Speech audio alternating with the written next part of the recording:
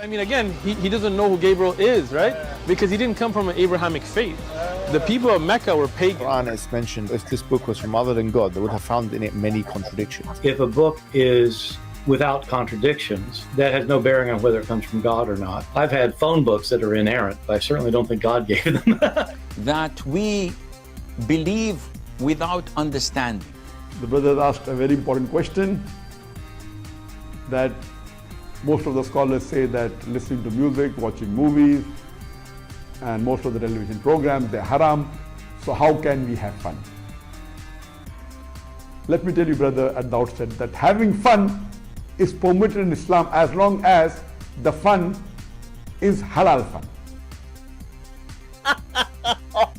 That the standard narrative has holes in it. The Prophet tells us because Satan or the devil sleeps over our nostrils. Those who oversleep and not pray Fajr on time, Satan urinates in their ears. I really do think Jesus was crucified and that he really was dead and buried. He thought that he was a son of God in the sense that he was specially chosen by God. I think Jesus really did think he was going to be the Messiah, the future king of Israel. I mean, that is, after all, why they crucified him.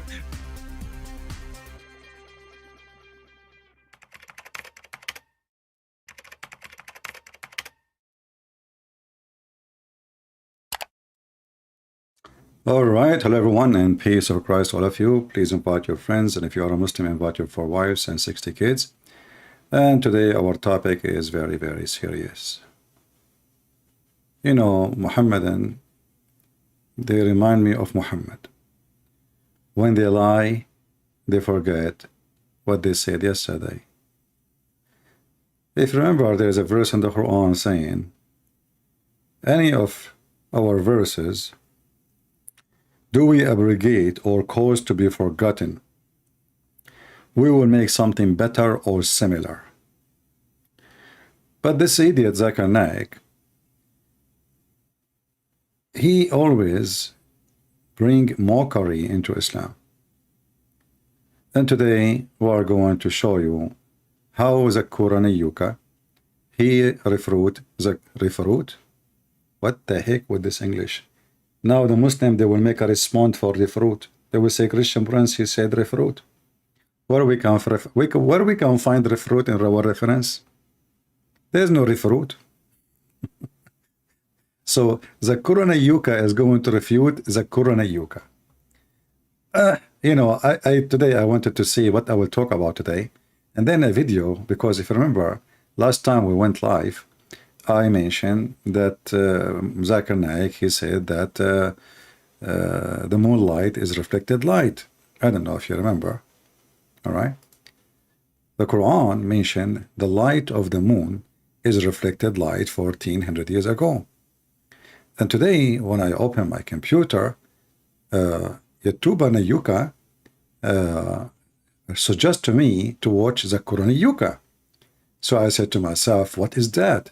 And I found this. It says, now is Allah the Nur of the universe, of the heaven and the earth. So Zakir Naik, in the previous video, he said the word Nur means reflected light, borrowed light. What Zakir Naik will say about this one? Let us see first, to refresh your memory, about what Zakir Naik he says in the previous video. Previously, the scientists, they thought that the light of the moon was its own light. But Quran says in Surah Furqan, chapter number 25, verse number 61, blessed is he, that is Allah subhanahu wa ta'ala, who has made the constellations in the sky and placed therein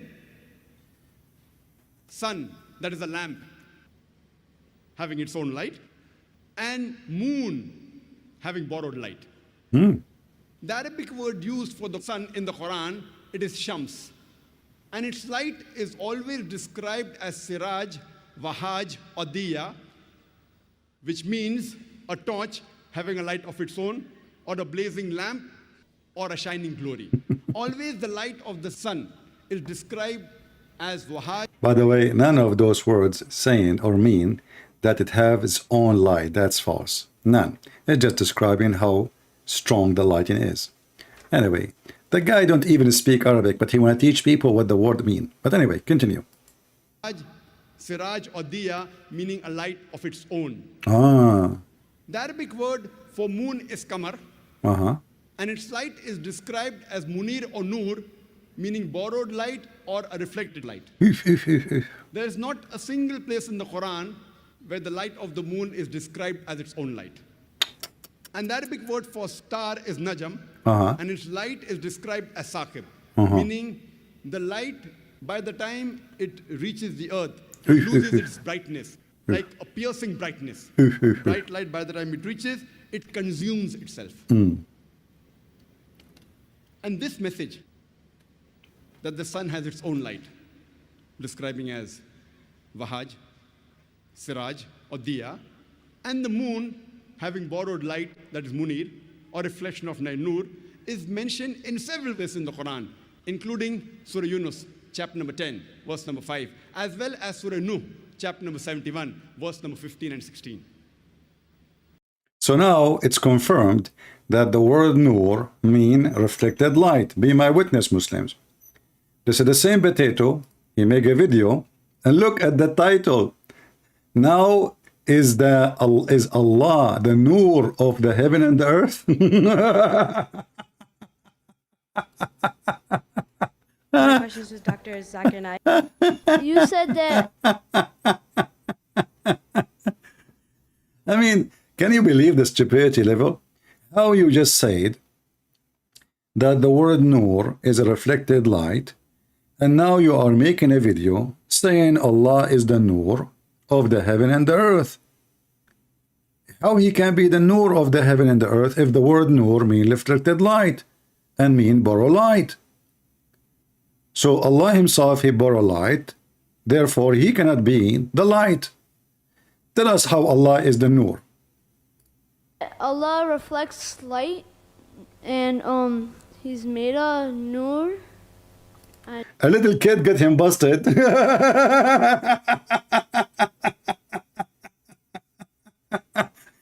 Is Allah is a reflected light? He is a nur. Hey kid, who sent you? I didn't really understand that. The brother posed the question, he didn't understand my explanation. The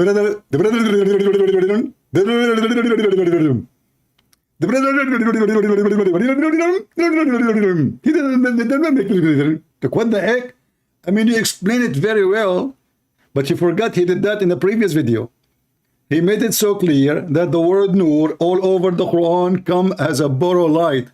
And now the kid, he is maybe 7, 8 years old, saying to him, is Allah reflected light?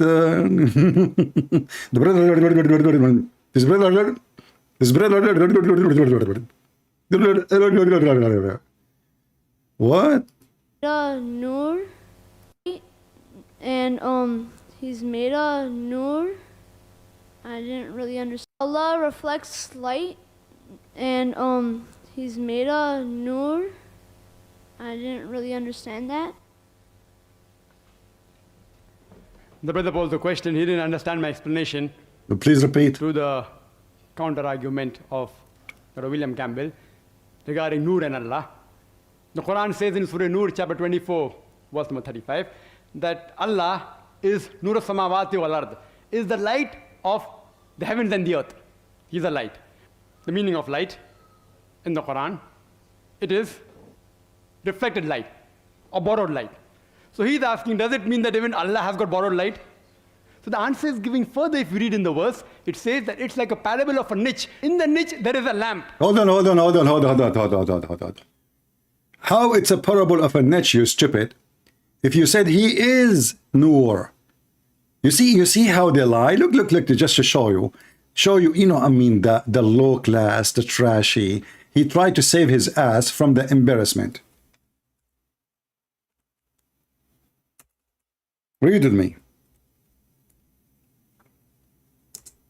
He didn't say the parable come after. And you find in the Quran all over. Chapter 5, verse 15. Chapter 9, verse number 32. Chapter 24, verse number 35. And this is the one he is quoting. But all over it says he is Nur. The parable come after. He said he is the light, he is the Nur of the heaven and the earth. And the parable, the example of his light is the following. So either you have to admit that you are a donkey when you say the word Nur mean reflected light, trying to make out of a mistake in the Quran as a miracle 1400 years ago, or the word Nur, as you said, it means reflected light, and Allah is reflected light. And if we read after, you will see it says Allah is the Nur of the heaven and earth. And then it says the parable of his Nur is the following. But you will notice even that is not his light, because here we have a lamp, we have a fuel, we have etc. So this cannot be your light. You see, if I have a lamp, that lamp is not the light of the lamp. No, it's not. It's what is burning in the lamp if we are using oil. If we are using electricity, this is the light of the resistance of the electricity. This is not the lamp itself giving light. Otherwise, without electricity, this lamp can give nothing. And the electricity have to have a generator to make the current run. And then we have a kind of a resistance. We use some material which is, when high resistance go through it, that cause a shiny light. So in either way, the Nur he used, and he confirmed in the previous video that the word Nur appear all over the Quran. All over the Quran. And always come as a word mean borrow light. Now when a little kid, he is 8 years old, he said to him, I don't understand how you say that Nur is a borrowed light, yet Allah himself is a Nur. You see, he is not saying his Nur is likeness, he said he is Nur. And that is all over the Quran. As you see, I'm showing you tons of verses. You see, not only here. Chapter 6:18. They want to distinguish the Nur of Allah. They want to distinguish the Nur of Allah. The word here is Nur.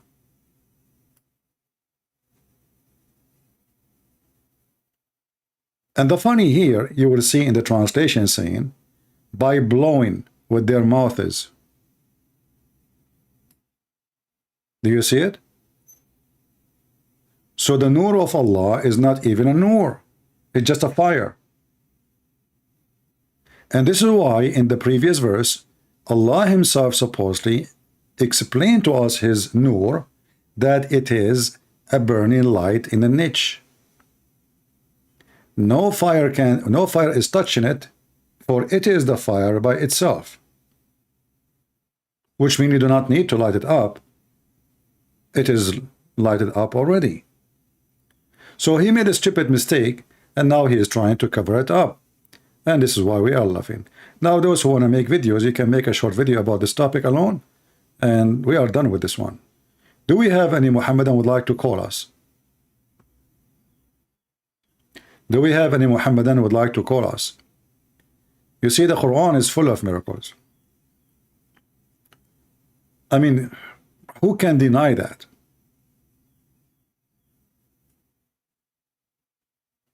A lot of miracles. Nobody can deny. The earth, there are 7 earths as an example. Let us see the 7 earths. If you ask any Muhammadan,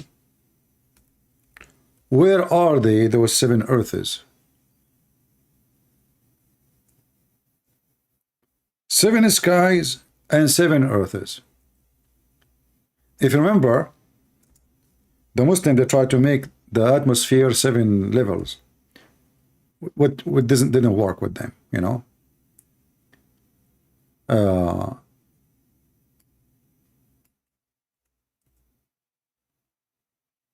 If you read the Quran, the word 7 appear many times. You know, Muhammad always, he stuck with number 7. He heard in the Bible the word 7. So we like, okay, you know what? We keep repeating it. So all of those you see in yellow, those is the word 7. 7. All right? So Allah, he created in chapter 65, verse number 12, 7 skies and 7 earths. 7 skies and 7 earths. Who is a Muslim can tell us what is the 7 earths are? Do we have any Muhammadan would like to join us?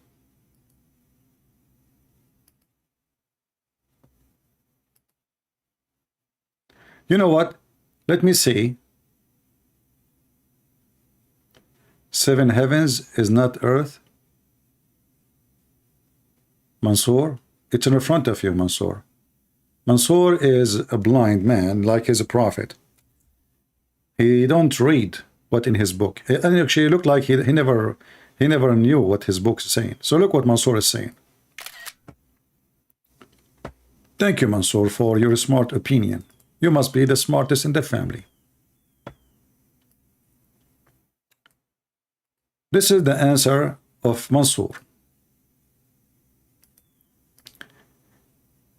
7 heaven is not earths. You need to read opinion of the Muslim scholars. It's in the front of you, Mansour. It says, he created 7 skies and from the earth similar number. Do you see it? Mansour, do you see it? And of the earth similar number. Do you see the word number? So there are 7 skies and there is 7 earths. So don't tell me you bring a scholar. I am the scholar. Why you don't let your scholar call me so we can scholar together? Everybody scholar, everybody. I mean, in Islam, who is a scholar? You have to be an idiot, ignorant, and that they will call you scholar. You grow a beard. You tell them eat 7 ajwa and eat nagla seed, and then call them and ask them about salamander. He will say to you, salamander is the enemy of Allah, and he tried to blow fire of Abraham. You are a scholar. Where we can find the 7 earths, and what is 7 earths? Remember, he created 7 skies. 7 skies.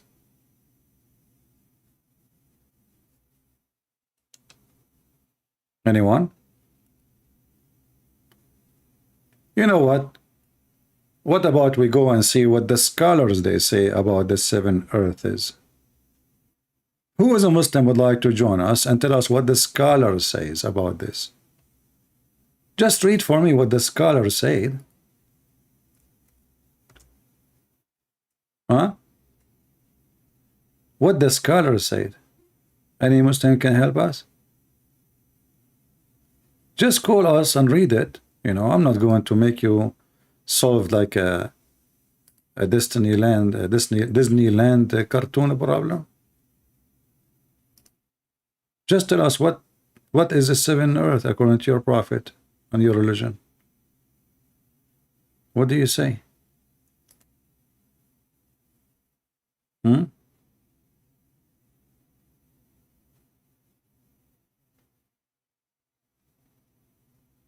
Only Muhammadan?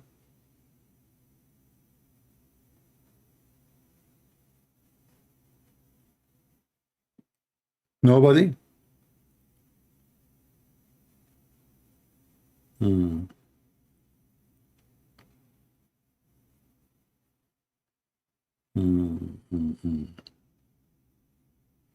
Let us see. I mean, who can explain things better than Muhammad? What do you think, guys? I think Muhammad is the most capable person to explain things. Let us see. Hold on. I will see if I can find reference in English.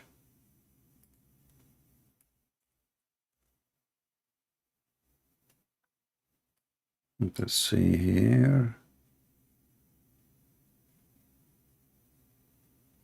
Yeah, maybe this one is not in English.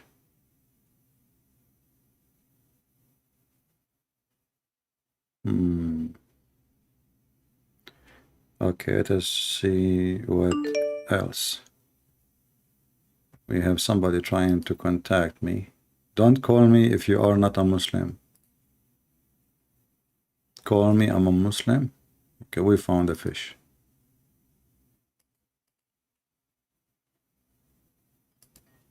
Let us see.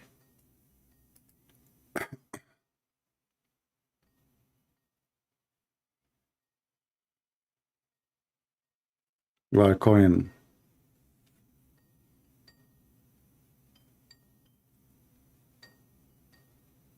He's not answering.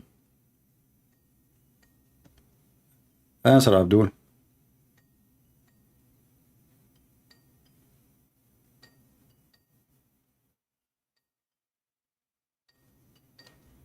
He is not answering. Let us call him again.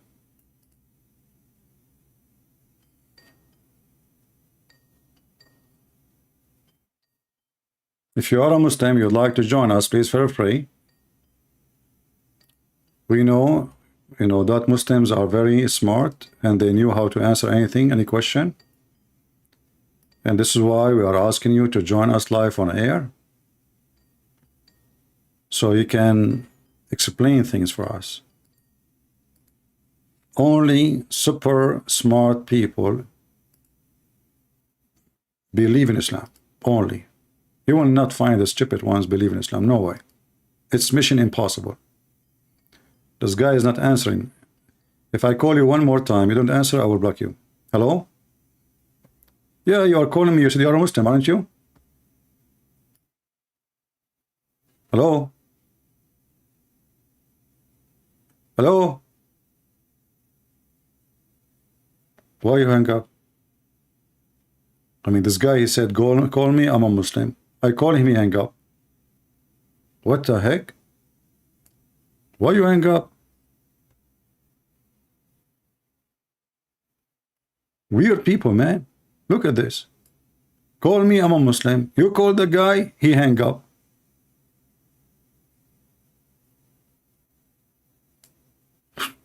Let me call him again.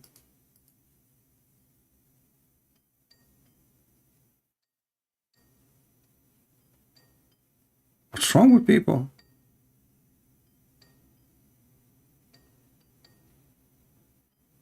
No, he's not answering.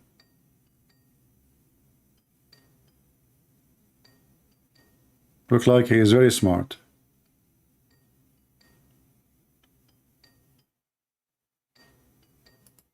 Okay, forget it.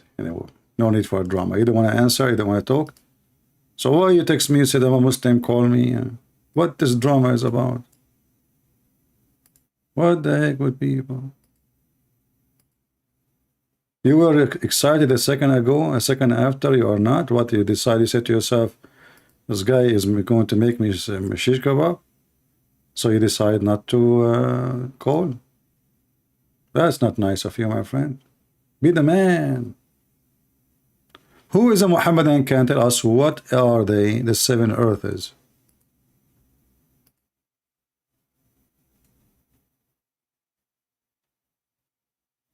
Yeah, he left Islam before we started the argument.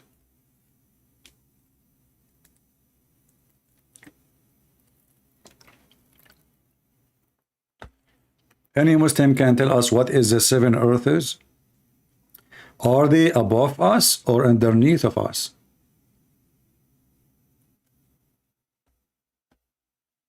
Any Muhammadan knows.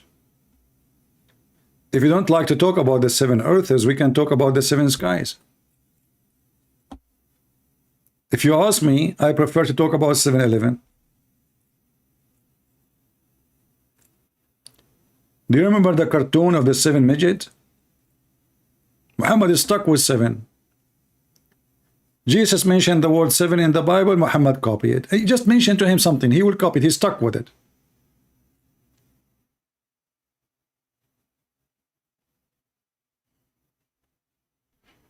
Seven earth, 7 sky, 7 verse, 72 version, and even 72 is taken from the Bible. Do we have any Muhammadan?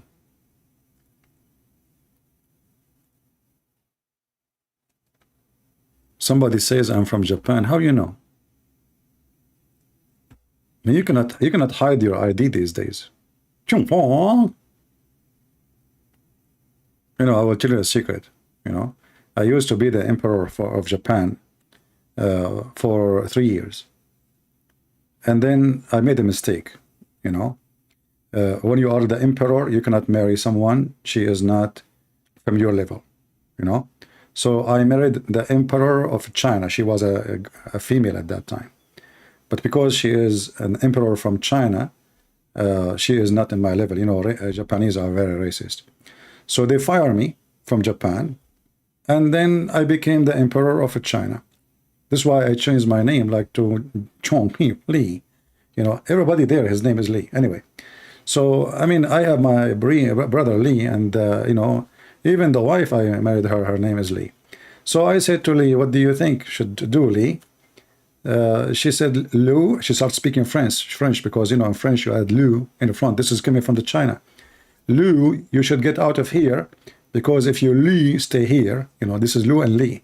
If you stay here, the Japanese will come after you and they will like kill you. So I said, okay, you know what? I'm going to leave I'm not going to be the emperor of China. I decided to go to the seventh heaven, which is located in Somalia. In Somalia, I opened a pirate company. You know, I became the emperor of pirates. Business is so good. We hijack, you know, ships, free, like, you know, anything, like you just name it. We got a free rice, a free zucchini, free, you know, even kimchi from Korea, we got it for free. And then, brother, all of those, by the way, are true stories. Then one day we went to do piracy with my men. I have a big army of pirate. You know, they are like 3 people. So I took my army, 3 people, and we went to attack a ship. But then the waves and the storm came, and then the storm threw us in an island. And then when we are there in the beach, we saw a woman. She is covered by hair. I asked her, what's your name? I was afraid she would say to me, I'm Li, which means my previous wife from China following me, you know, because I ran away from there. And maybe she is like growing hair, so I will not notice her. She said, no, my name is Jassasa. The second I heard the word Jassasa, I remember Prophet Muhammad, peace be upon him. And I said to myself, you used to deny what the Prophet said, and now here we go. Jassasa is right in the front of you. So I told the Jassasa, what do you want? She said, either you convert to Islam now, or I will do something very harmful for you. I said, what?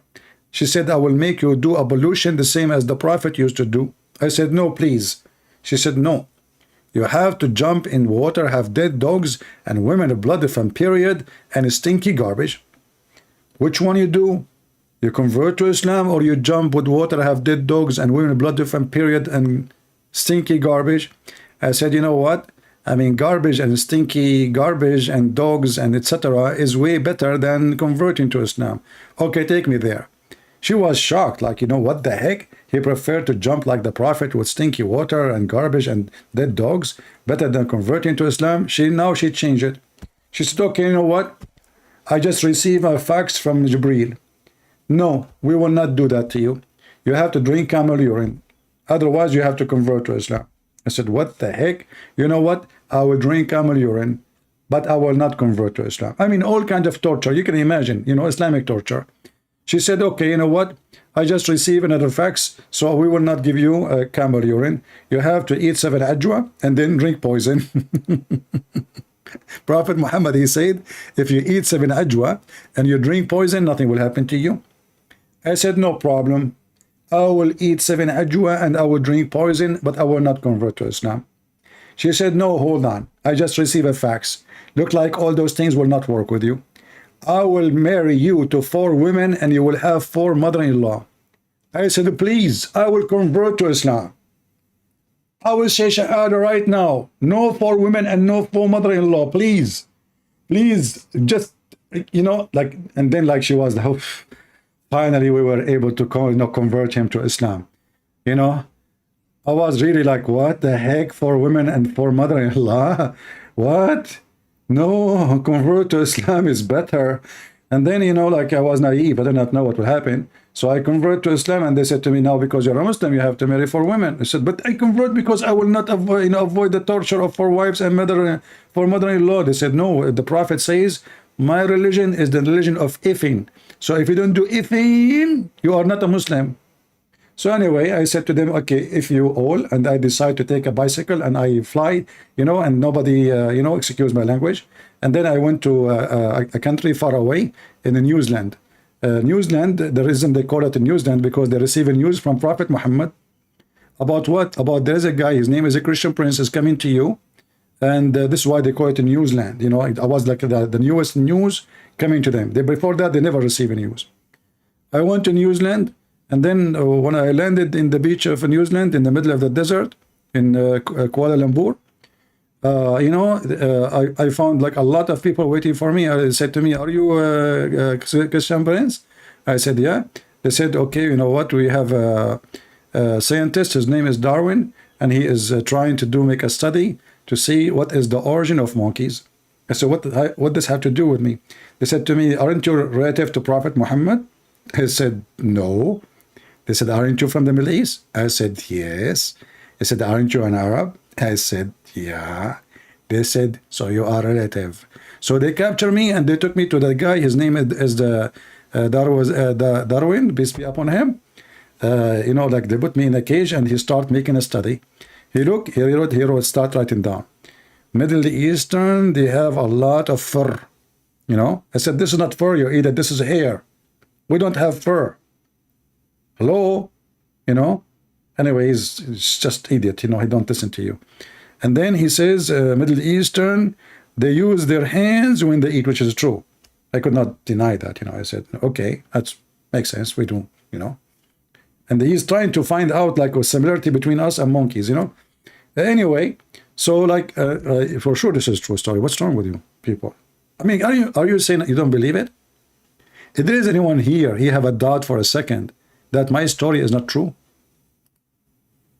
What's wrong with people? I have witnesses. But you know, at that time and long time ago, all of them, they die, you know. Hello? Yeah, my friend, you said you want to talk to me. You are a Muslim?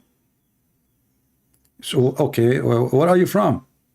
I'm from San Francisco. All right, my friend, welcome from San Francisco. Are you watching us in I'm watching right now. All right, my friend. So you are from San Francisco. We are asking about where is the 7 earths and 7 heavens in the Quran? No. I wanted to correct you about the use of the word nur. Okay, what the word nur? Tell me, what is the word nur mean? It means light. Okay, but Zakir Naik in his video, he said, the word nur mean light, but as a reflected light. I'm not talking about what he's talking about. I'm talking about what I'm talking about. So do you agree with me that Zakir Naik is lying? No, I'm not even addressing that issue. Why you don't address it? Why you don't address it? We are addressing Zakir Naik's statement. Either he is a truthful or he is not. And you are a Muslim. And if you are a truthful, then you should say, well, he is not telling the truth. Very simple. I'm not going to address his issue. I want to correct you in what you said about the word that Allah borrowed light, or that nur. No, it's not me who said that, my friend. You get it wrong. For me, I know that the word nur is not a borrowed light, but it's you Muslims who lie, and you claim that the Quran speak about reflected light of the moon. So when the Muslim lie, trying to make a scientific miracle out of the Quran, when the Quran using the word nur for everybody, nur for the sun, nur for the moon, nur for Allah, nur mean light. No, not nur for Allah. So is Allah have a nur or not? Allah, the word for Allah is an-nur. Al-Nur. Where do you get this from? Where do you get this from, Al-Nur? An-nur, the light. No, I don't want to Google it. Tell me where we can find the word Al-Nur in the Quran. An-nur. There is no word. There is no such a word in the Quran saying that Allah is Al-Nur. Can you show me the verse? It says that the An-Nur is Allah's attribute. Allah and Nur is his attribute? Yes. No, he doesn't say Al-Nur, it says Nur.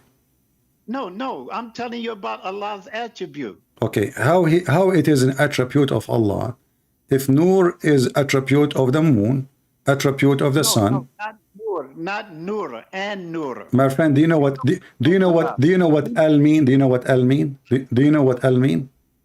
What? Do you know what Al mean? Al when you say Al. Okay, so that's mean anything I add before the will make it the car, the train. That will not change the quality or the subject. That is just to say I'm talking about a specific thing. That's all. Yes, it's talking about okay. a specific. Where in the Quran? No problem. Where in the Quran it says that Allah is Al-Nur? I'm telling you that An-Nur is Allah's attribute. Okay, in order to find it, in order to find attribute of Allah, you have to find it in the Quran, my friend. So where in the Quran it says he is Al-Nur? You doesn't have to find it in the Quran. So where do you get it from? Where do you get it from? Where do you get it from? Find An-Nur in the Arabic dictionary. No, Arabic dictionary, the word Nur is Nur. There's no Al-Nur. There's Nur. No, An-Nur. My friend, you said it's an attribute to Allah. Then we have to find it in the Quran. Where we can find it in the Quran?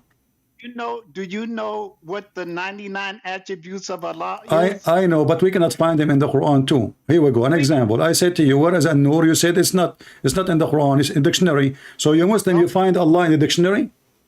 Don't divert from the question that I'm asking I'm you. asking you, where you get An-Nur from? You said dictionary. I'm saying I get the An-Nur from Allah's attribute. Okay, where is attribute of Allah coming from? You said to me dictionary. I said, is it in the Quran? You said no.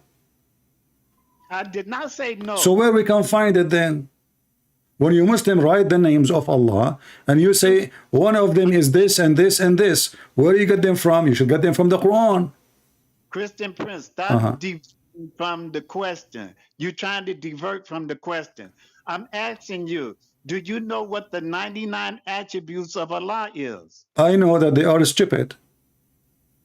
Oh, you know, but they are stupid. But yeah, as an example, one of them is Al-Mudil. How Allah can be Al-Mudil, the one who deceive? Okay, so you keep on trying to divert. No, I am not. You see, in the Al-Mudil, we can find it in the Quran. In the Quran, we can find the word Nur, but we cannot find Al-Nur. Answer my question. Do you know the 99 attributes of Allah? I know them, and I told you they are stupid. Now, what is your answer? Where we can find Al-Nur? One of them. Okay, I will go with you. You sound like you are a scholar who know nothing about Islam. But if Allah is Al-Nur, if Allah, hold on. If Allah is Al-Nur, is Allah is Nur? Is Allah really a Nur? I don't hear you. I don't know. I see your lips moving, but I hear no voice. Don't ridicule me. Let's talk like peaceful men. We are talking peaceful way. Did I say anything to you? No. I'm asking you, as long Allah is Al-Nur, why he have a leg? What? If Allah is light, why he have a leg? Have you ever heard of light have leg? A leg? Leg. He have legs, he have arms, he have fingers. Okay, you know better than to. No, you give me the answer. No, I do not know better. You know better, my friend. You know better. Better to even make a statement like that. You know, it's not talking about physical leg. No, it's talking about physical leg, physical. Okay, I'm going to show you. Okay, hold on. Let us see if it's physical or not. Here we go. I'm going to put the hadith for you in the screen. Look with me, please. No, do not go to hadith. Why not? Why does it hurt your feeling? Does it? We know. The Quran is corrupted too. Who? Okay, why the hadith is corrupted? Why the hadith is corrupted? We know this. You know this. Why you? I know. I agree with you. Muhammad himself is a corrupt man, so everything he says is corrupted anyway. But I'm saying, why you take the Quran? Why you take the? So are you saying to me, I have to find you that Allah have a shin, have a leg, have a hands from the Quran, and then you accept? Not physical. Okay, how? What is the proof? Is they are not physical? Oh, okay, come on. You use your common sense. That's the proof. Okay, no. Okay, common sense. Common sense. Allah is a man. Is he a man or not? No, Allah is not a man. Okay. You know that. All right. Okay. So okay. Why? So why the scholars? Why all the scholars? Why all the scholars? I don't hear you. I don't hear you. I see your lips moving, but I hear nothing. I don't know why. You hear me on the phone? Yeah, but your lips is moving. But sometimes I hear nothing. I just see your lips moving. You hear me on the phone? So I know you're on the phone, but I don't hear you. Video. Just talk to me on the phone, and let's talk like two peaceful. No need to repeat ourselves. Okay, so when Allah he says, "I created Adam by my two hands," is Allah creating Adam by hands, or no? Okay, hand is power. Power. Okay, so. Okay, so why all the Muslims? Why all the Muslims? They say no. Allah He used His hands. Are you a new? Are you a new scholar in Islam? Are you like better than the scholars? Hey, look. Why are you trying to ridicule me? No. I'm asking you. What is your authority? I mean, we can show you Ibn Kathir, Al-Qurtubi, At-Tabari, Al-Jalalain, all the scholars. Who are you? You know, in order to take you over them, you have to tell me who are you, what is your authority, so you can explain to me the Quran better than them. So Allah can give His knowledge to any He choose. But do you know how to read the Quran? Do you know how to read the Quran? Yes. ذلك الكتاب لا ريب فيه هدى للمتقين الذين يؤمنون بالغيب ويقيمون الصلاة ومما رزقناهم ينفقون. Is that Arabic? والقرآن الحكيم إنك لمن المرسلين. Is that Arabic? Is that Arabic, my friend? Huh? Is that Arabic? Yes, it's Arabic. Well, I can tell you don't speak Arabic at all. I mean, this is giving me rubbish. You are trying to make a sound of Arabic, but it's very broken, very bad. You know? No. Okay. You said ذلك القرآن لا ريب فيه. You do not even know how to say the verses. Listen carefully. So how the Quran لا ريب فيه, and you just told me that a scholar, they say he have a shin and he have a leg and he have a hand, and yet you say the opposite. You say no, it's metaphorical. So how it is لا ريب فيه, which means there's no doubt about it. It is clear. And then you say to me, well, I have a different opinion and understanding of the Quran from all those Muslims. Obviously, the Quran then against the verse you gave me. Because if the Quran is clear, then you should not say what you are saying. You should agree with the rest of the Muslims. The Muslims should agree what the Quran is saying. So if the Muslims say Allah have hands, and then you say, no, Allah don't have hands, mean power, that is funny. Why you have a different meaning? Why you have different meaning? If the Quran, there is no doubt about what it's mean. Christian. Okay, go, I'm listening. Okay, you are a very intelligent man. I listen to you all the time. You are a very intelligent Christian. Okay. And I know you know doggone well what I'm talking about, and you just trying to ridicule me and make me look like I don't know what I'm talking about. You don't know what you are talking about. Prove me wrong, my friend. Prove me wrong. Prove me wrong. You just mentioned to me a verse says, this book have no doubt about it. You are the one who chose the verse, correct? But you just told me yourself that the scholars, you disagree with the scholars, you disagree with the hadith. So if the Quran have no doubt about it, then why you Muslims don't agree about it? Because of their ignorance. So you are saying to me that the Quran was wrong. The Quran should say this Quran is not wrong, but there is Muslims who they are the majority are ignorant. So now you told me that all the Muslims in the world, they are ignorant, and you are the only smart Muslim who know what the Quran is saying. Is that correct? But you're an evil person that you're going to sit up there and make that judgment against me, saying that I said that all the Muslims you are saying that you said I said to you the Muslim, they say Allah have a leg. You said no, they are wrong, they are ignorant. Is it you who called them ignorant or me? I called the ones that you said. All of them.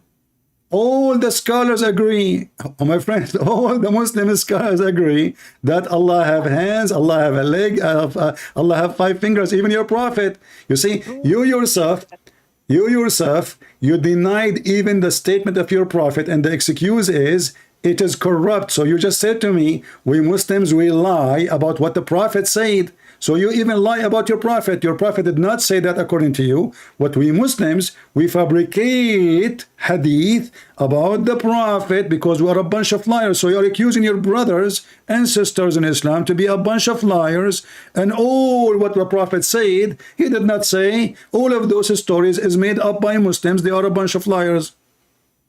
It's an evil thing that you are doing right now. You just told me I'm smart a second ago, and now you are saying to me you are doing evil thing because you cannot answer me. I am asking you, my friend, why you are calling the Muslims evil? Because when you say they fabricated the hadith, that mean all Muslim will go to hell. Isn't it your prophet? He said that the one who fabricates something I did not say, he will sit on a chair of fire in hell. Are you afraid to let me talk? You are talking. Go ahead. Did I mute you? Yes, you did. No, I did not. Because you keep talking over me. Because my processor is so fast. This is not my fault. Afraid to let me talk. Okay, go. But I want you to tell me exactly why you say the Muslims are a bunch of liars. Because all of them, the majority, agree. Allah have hands. Allah have legs. Go ahead. Okay, can you play back where I said all the Muslims is lying? No, you said they are ignorant, the one who says that, but all the Muslims, especially the Sunni, agree that Allah, he have hands and legs and foot. Prove to me that all the Muslims say that. Prove to me that the scholars. I can show you all the scholars. What do you want? Ibn Kathir, Al-Qurtubi, Al-Tabari, Al-Jalalain, Ibn Abbas, who you want? No, I want all of them. I want all of them. Okay, no problem. Which one you want? We start one by one. All right, here we go, guys. All of them. Okay, no problem. The Muslim women that you claim that I said are false.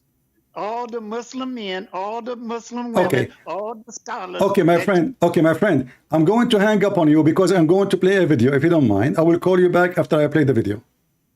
Is that okay? Hello? Do you hear me?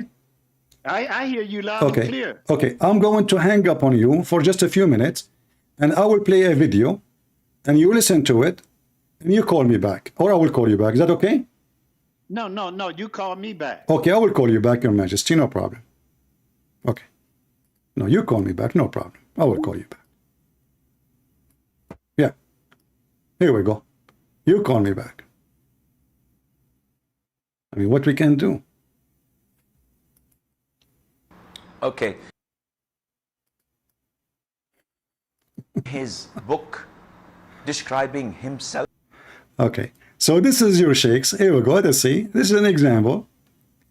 And I like it when the Muslim, he tried to say he did not call all the Muslims liars. You did. Those are your sheikhs.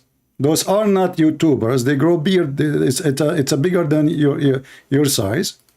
And let us see what the sheikhs are saying. It's not me. It's not the Christian Prince saying that.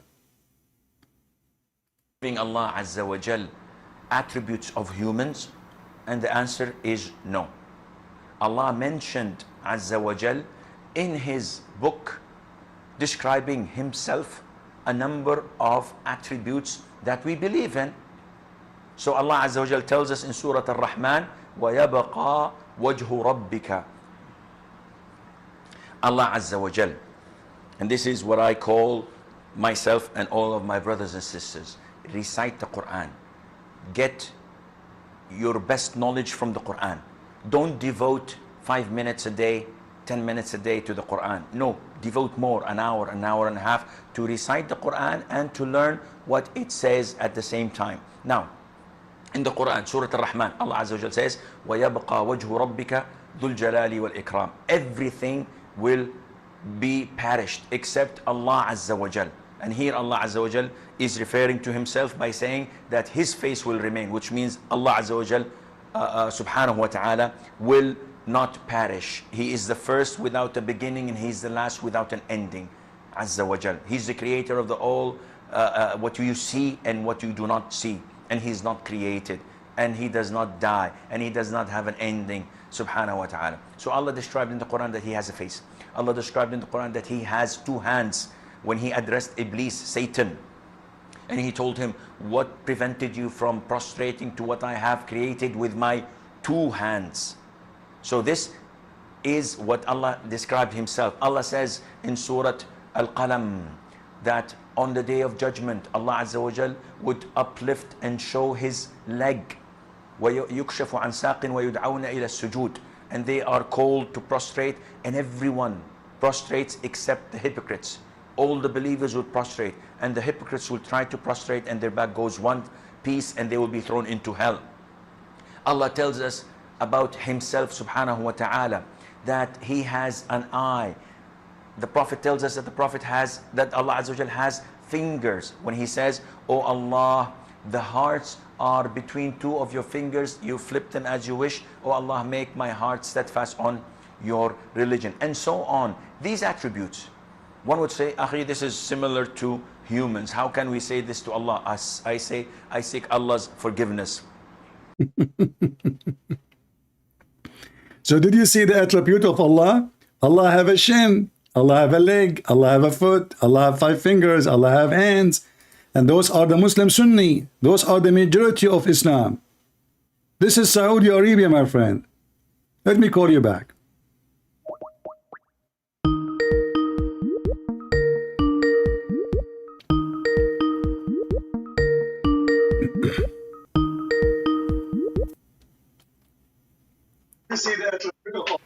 All right. Did you hear the Sheikh, my friend? Did you hear him?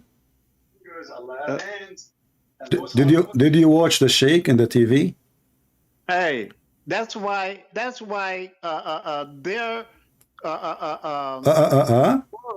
their world. See, you have Muslims that follow scholars that have people have children strapping on bombs and doing all kind of crazy things. Really? So why wouldn't you believe that these same scholars will say things about Allah which is not true? Okay, hold on. A second ago, before I hang up on you, you said to me, "Show me the scholars." And now I showed you the scholars, and now you are calling them names. You describe them as a criminals. You bad mouth the guy. You don't even know the guy. You bad mouth the guy.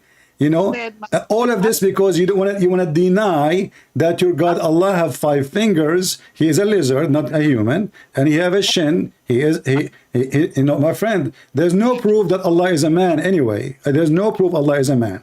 But obviously Allah have a physical body part, and all the Muslims agree. And now because you are in pain, you do not know your religion. Okay, let me ask you. Go again saying all. There you go again saying all. And then you show me one Muslim. I will show you 1 million. Is that what satisfy you? You will say to me they are ignorant at the end. I will show you more. Do you want me to hang up and play for you tons of videos? No. So what I will do then? What I will do? What I should do? So those are the ones who teach Islam, not you. You are nobody. I mean, do you have a qualification? Are you a sheikh? If you are a sheikh, tell me your name, my friend. I'm like Adam. You are like Adam? Someone that Allah created from nothing. Okay, hold on. Adam is created by Allah. Is that correct? Allah created by Allah. Adam was created by Allah. Is that correct? No. Can I talk? Yeah. Can you mute the YouTube so you don't hear me twice? Okay. Can I talk? Yeah. You can talk. Go ahead. Ready to let me talk? Please go ahead. Okay. Do you believe that the Bible, the Torah, and the Holy Quran addresses itself in symbolic language, in metaphors, in figurative language? Do you believe that? Not in the Quran. When the Quran say to you 70 versions, there are 70 versions. Just ask you a question. Yes or no? I just said not the Quran. I just said not the Quran. And not only that, when Allah want to make a parable, he say it's a parable. He's trying to copy Jesus. Muhammad is fabricating a book. So he say this is a parable. If it does not say it's a parable, then it is not a parable. So I'm asking you now, when Allah, he created Adam by his 2 hands, is that a parable? I'm asking you to answer my question first. I'm not. I answered you. I said not in the Quran. The Quran, when Allah, he says 2 hands, it's not a parable. Okay. Listen. Let's make it simple, me and you. I'm not going to ask you a question, but you mentioned to me Adam, right? Yeah. You mentioned to me Adam. Okay. Did Allah order the angels to bow down to Adam? Yes or no?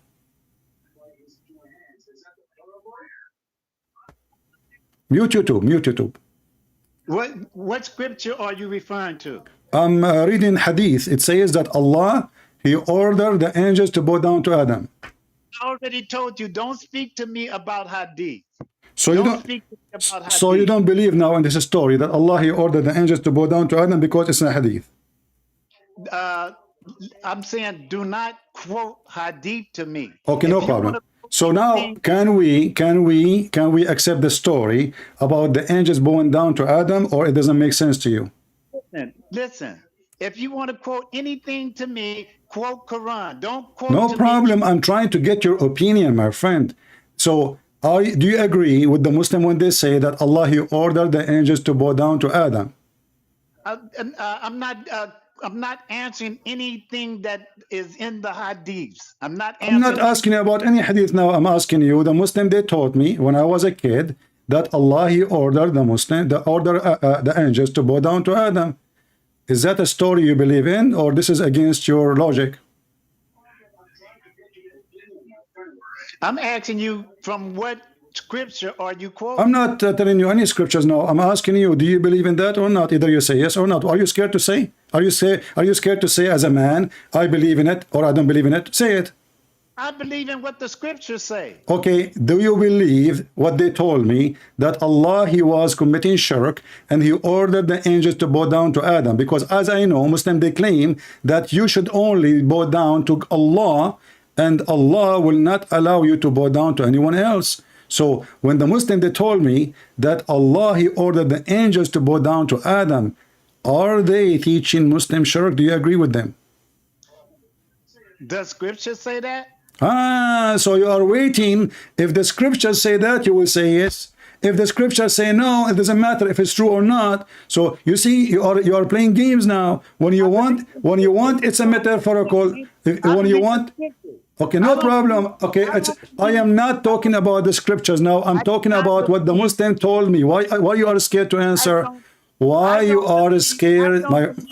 Listen. Why? Okay, give me your opinion as a man. Let us say I met with you in the street. I invite you to have a coffee with me. You sound like a nice guy. Okay, so now we are sitting to drink coffee. I ask you, what do you think about people believe that their God, he ordered the angels to bow down to Adam? Tell me, do you agree with them or not? Okay, finish the statement. I just finished. I just finished the statement. Do you agree with them or not? Give me a statement that for a reason that Allah sent the angels to Adam. I am not telling you any statement. This is what they told me. They told me that Allah, he ordered the angels to bow down to Adam, and for me it's not convincing. Doesn't make sense. Does it make sense to you? I have never heard that before. Okay, now you heard it. So what you will say, do you agree with it or not? Make sense to you that Allah will make angels bow down to a man? I would have to talk to them and ask them where they get it from. Do you have to talk to who? You have to talk to who? In order for me to judge that statement, I would have to speak to them and ask them where did they get that statement from. Okay. The sheikh told them that. The sheikh. I don't believe in all the sheikhs. So you are saying, so now you are saying this does not make sense because it doesn't make sense, right? So agree. Hey, do you believe that some sheikhs ordered little kids to strap on bombs and go into Israel and blow up innocent people? I believe Muhammad told them that, not the sheikhs. Muhammad did not. We can go for that later. Let us finish this one. Why you are trying to change the topic? You are my friend. You are a grown man. You are a grown man, and you graduated from high school with PhD degree. So I'm asking you, do you agree that angels bow down to Adam? Do you agree with such an action? Yes or no?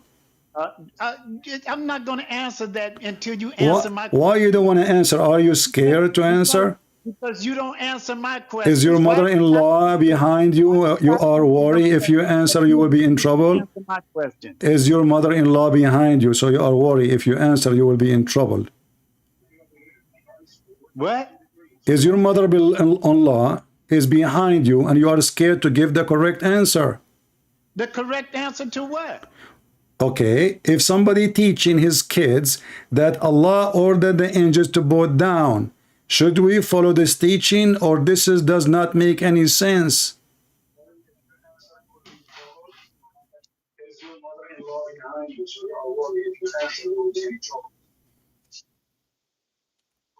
Do you consider yourself a sheikh? I used to be a prophet, but they fired me because I eat too much baklava. Oh, is that right? Yeah, so are you going to answer me or not? I know you're a very intelligent person. I know that. And this is why you are scared to answer, aren't you? No, I'm not afraid. Then give me the answer. I keep repeating my question to you for the last 20 minutes, and you, my friend, you are refusing to answer simple logic. Do you Muslim believe that you should bow down to anyone except Allah? Should you bow down to a man? Should anyone bow down to a man or only to Allah? No man should bow down to no man. Okay, if a man should not bow down to any man, so is the angels should bow down to a man? It all depends on the word that you use when you say go down. No, I'm not saying go down. I said bow down. Bow down. I did not say go down. My friend, you speak English. You speak English better than me. You speak English better than me, I'm sure. And you know what bow down mean. Bow down, not go down. Bow down. You're talking about sajda. Yeah, sajda. Yeah, sajda. Yeah. Okay, so now, sajda doesn't only mean prostrating. So what it mean? Huh? What it does mean? Submitting. So when the angel they sajada to Adam, they were submitting to Adam, worshiping him. No, not worshiping, submitting. So how they submit themselves to Adam? Just like Benjamin Franklin made the lightning submit to. We used to be afraid of lightning, and Benjamin Franklin wasn't afraid of the lightning no more. And he made the lightning sajda, submit to him. Okay. So you Muslim now no more submit to Allah. The Muslim now, the Muslim angels now, they don't submit to Allah, they submit to Adam. The Bible says it. Said what? That the angels became lower than men. But what? Right?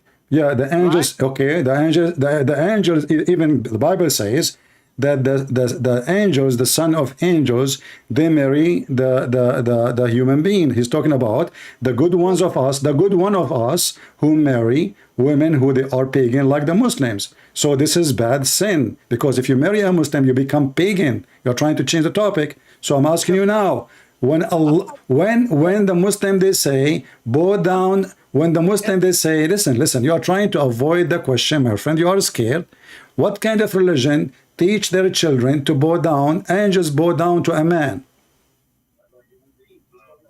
Hey, I just explained to you what that meant. How you know what it's meant? They told me it's bow down. He bowed down to Adam. He bowed down. He bowed down. They did not say submit. You are making things up. And there is nowhere in the Quran, nowhere in Arabic it says sajda means submit. What are you talking about? Sajda always mean bowing down. It's a physical action. Doesn't. No, it doesn't. Okay, so do you agree? Okay, so now are you saying to me, okay, explain to me. Listen, I will go with you. Explain. You don't have dictionary. Sajada mean only bowing down. You are ignorant. You don't speak Arabic. Arabic is not your language. Don't teach me Arabic.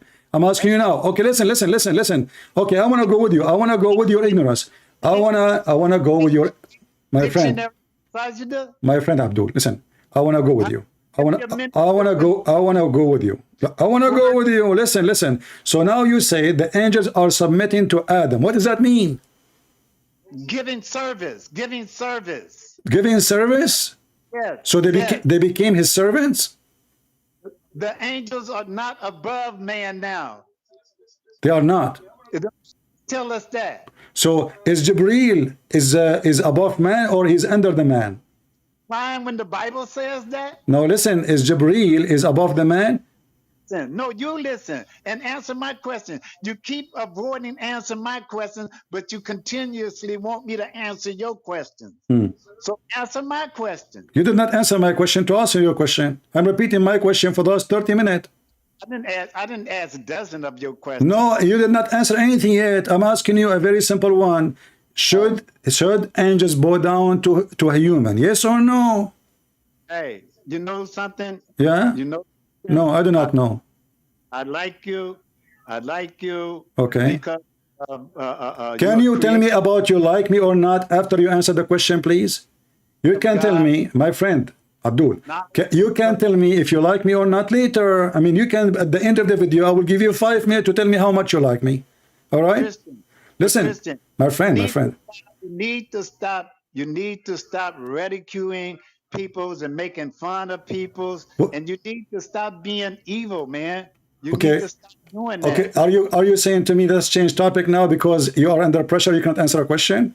I can answer any question that you ask. You keep playing victims. Everything I say to you, you play victims. Stop saying evil. Why did I say anything to you? I did not say anything to you. All what I'm saying, give me the answer.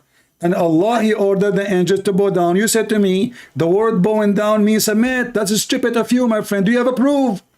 Could you give me a moment? Do you see? You gave me the answer already. Here we go. This is Quran. This is Quran. You are ignorant. You do not even know your religion. You just said you never heard this before. Everybody heard you. Correct, people? He said he never heard this before. Never, never, never. You are more than 60 years old. You never heard that the Quran repeated tons of times that Allah, he ordered the angels to bow down to Adam? What kind of a Muslim you are? I did not say I didn't hear that. Yes, you said I never heard this before. It's recorded. I did not say that. Show me. No, you said that. You said I never heard this before. It's recorded. It's recorded. See, hey, you will lie just to get your point over, huh? My friend, you can play it after we finish. You can play your call to me after you finish. Everybody heard you. You said you never heard this before. Whoever is listening to your program know that I didn't say that. Okay. You wanna bet? You wanna bet? You know? That's another thing. Okay, no. Next time I go live, I will play your video. You yourself saying, I never heard that before. I said that about what you said about the angels going down to Adam. Yes, this is what I'm saying. You said you never heard this before, but this is in the Quran. You said to me, don't give me hadith, which means you never heard about it in the Quran. You asked me even, is that hadith or scriptures? Are two different things. No, you know, if you know it is exist in the Quran, you will not even say where it is. Allah did not order angels to go down to Adam. Okay, read for me. All right, read for me chapter 15, verse number 29, verse number 30, verse number 31. Make sajda. Make sajda. Make sajda. Yeah, make sajda. No, he said, isjudu. The Allah ordered the angels to make sajda. To make sajda. What is that?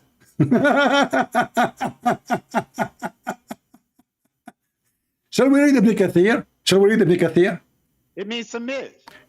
Okay, my friend, which scholar of your religion agree with you? There is just one agree with you. Let me say this here. Say this.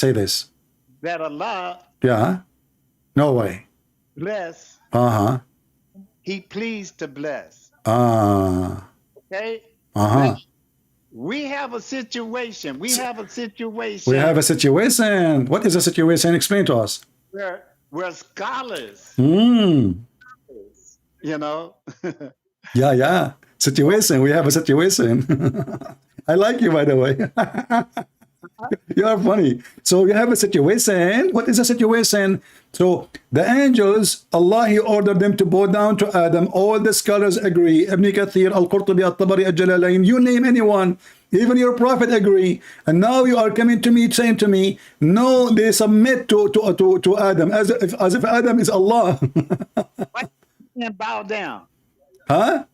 Why do you keep saying bow down? Because this is what your scholar says and this is what the Quran is saying. Okay, how many definitions is there for sajda? Only bowing down. Only. Only. Okay, could you give me a moment to look at my Arabic dictionary and give you some definitions of sajda? Okay, you do not need to go. I can show you dictionary right away in the screen. No, I got a dictionary. I don't trust your dictionary. What do you mean? I will show you Islamic dictionary. I want my dictionary. I don't trust what you put on screen. You put a lot of false things on screen. No, but you will show me something in the screen too. No, I won't. I'm gonna look. So how I can trust what you will say to me if you don't show it to me in the screen? I want to see it.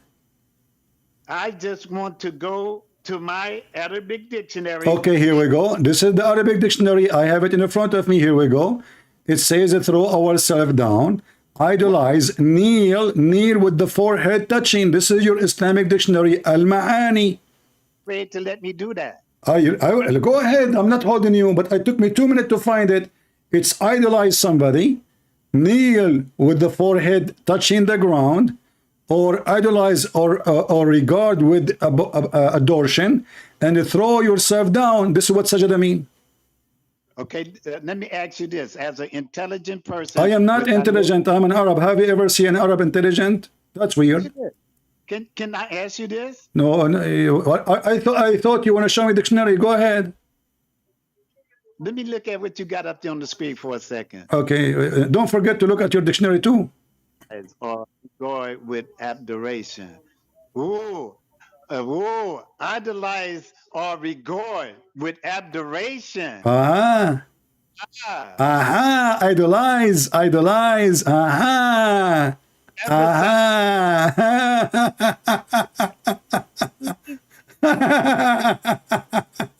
That's my question.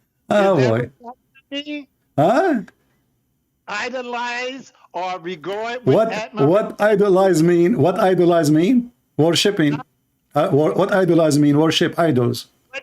What do adoration mean? It's same as idolize. Same as idolize. You bow down to a king. You know he is. Adorations. You bow down to a king, for he is your master. He is in control of you. You bow down to God. You kneel, and your forehead is touching the ground. Wait. We're not talking about that definition. Let's talk about the other definition. What definition? There's no other definition. Here we go. All the definition in front of you. Adoration, to adore someone. Okay. To adore someone. This is not adoration only. This is idolize and regard with adoration. Keep saying idolize or bow down. What about the other? Okay, hold on. What is the translation you yourself read? What Quran you read? What translation for Quran you use? I do Ali. I do Yusuf Ali? Yusuf Ali? Yeah, Yusuf Ali. I do All Yusuf right. Ali. So if Yusuf Ali, okay, my friend, so if Yusuf Ali says bow down, that's mean we have to accept bow down. Do you agree? No. So what we will do now? Why Yusuf Ali will not say bow down? Ali used to say, Ummah means... Read.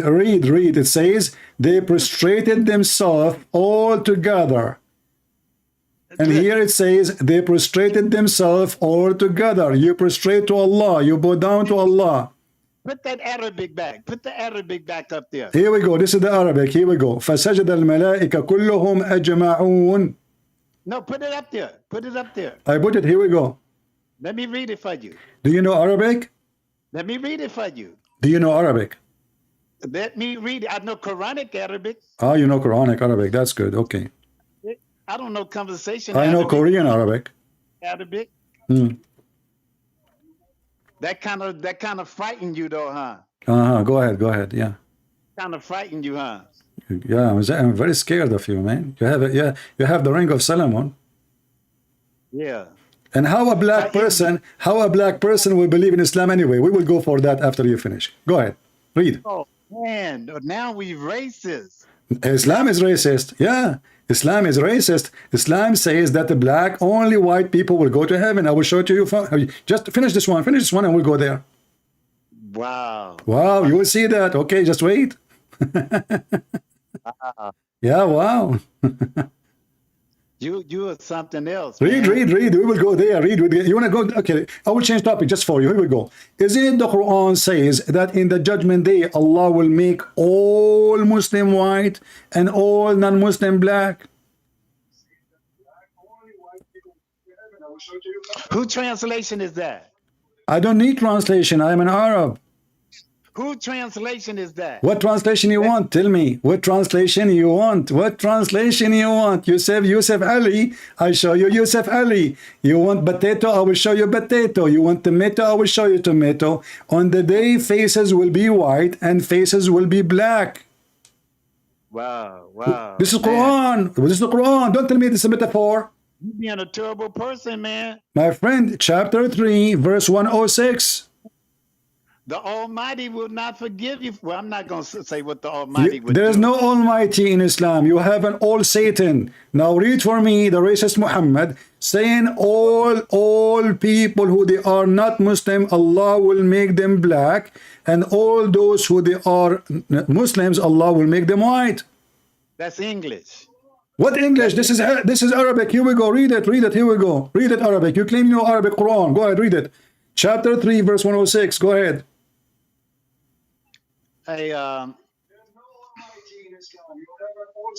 Wow. Oh, Have yeah. you ever seen a black man? Have a what? Have you ever seen a black man? They are my best friend. I love them. Do you know what the color black is? The color black is white, actually. So have you ever seen a person that color?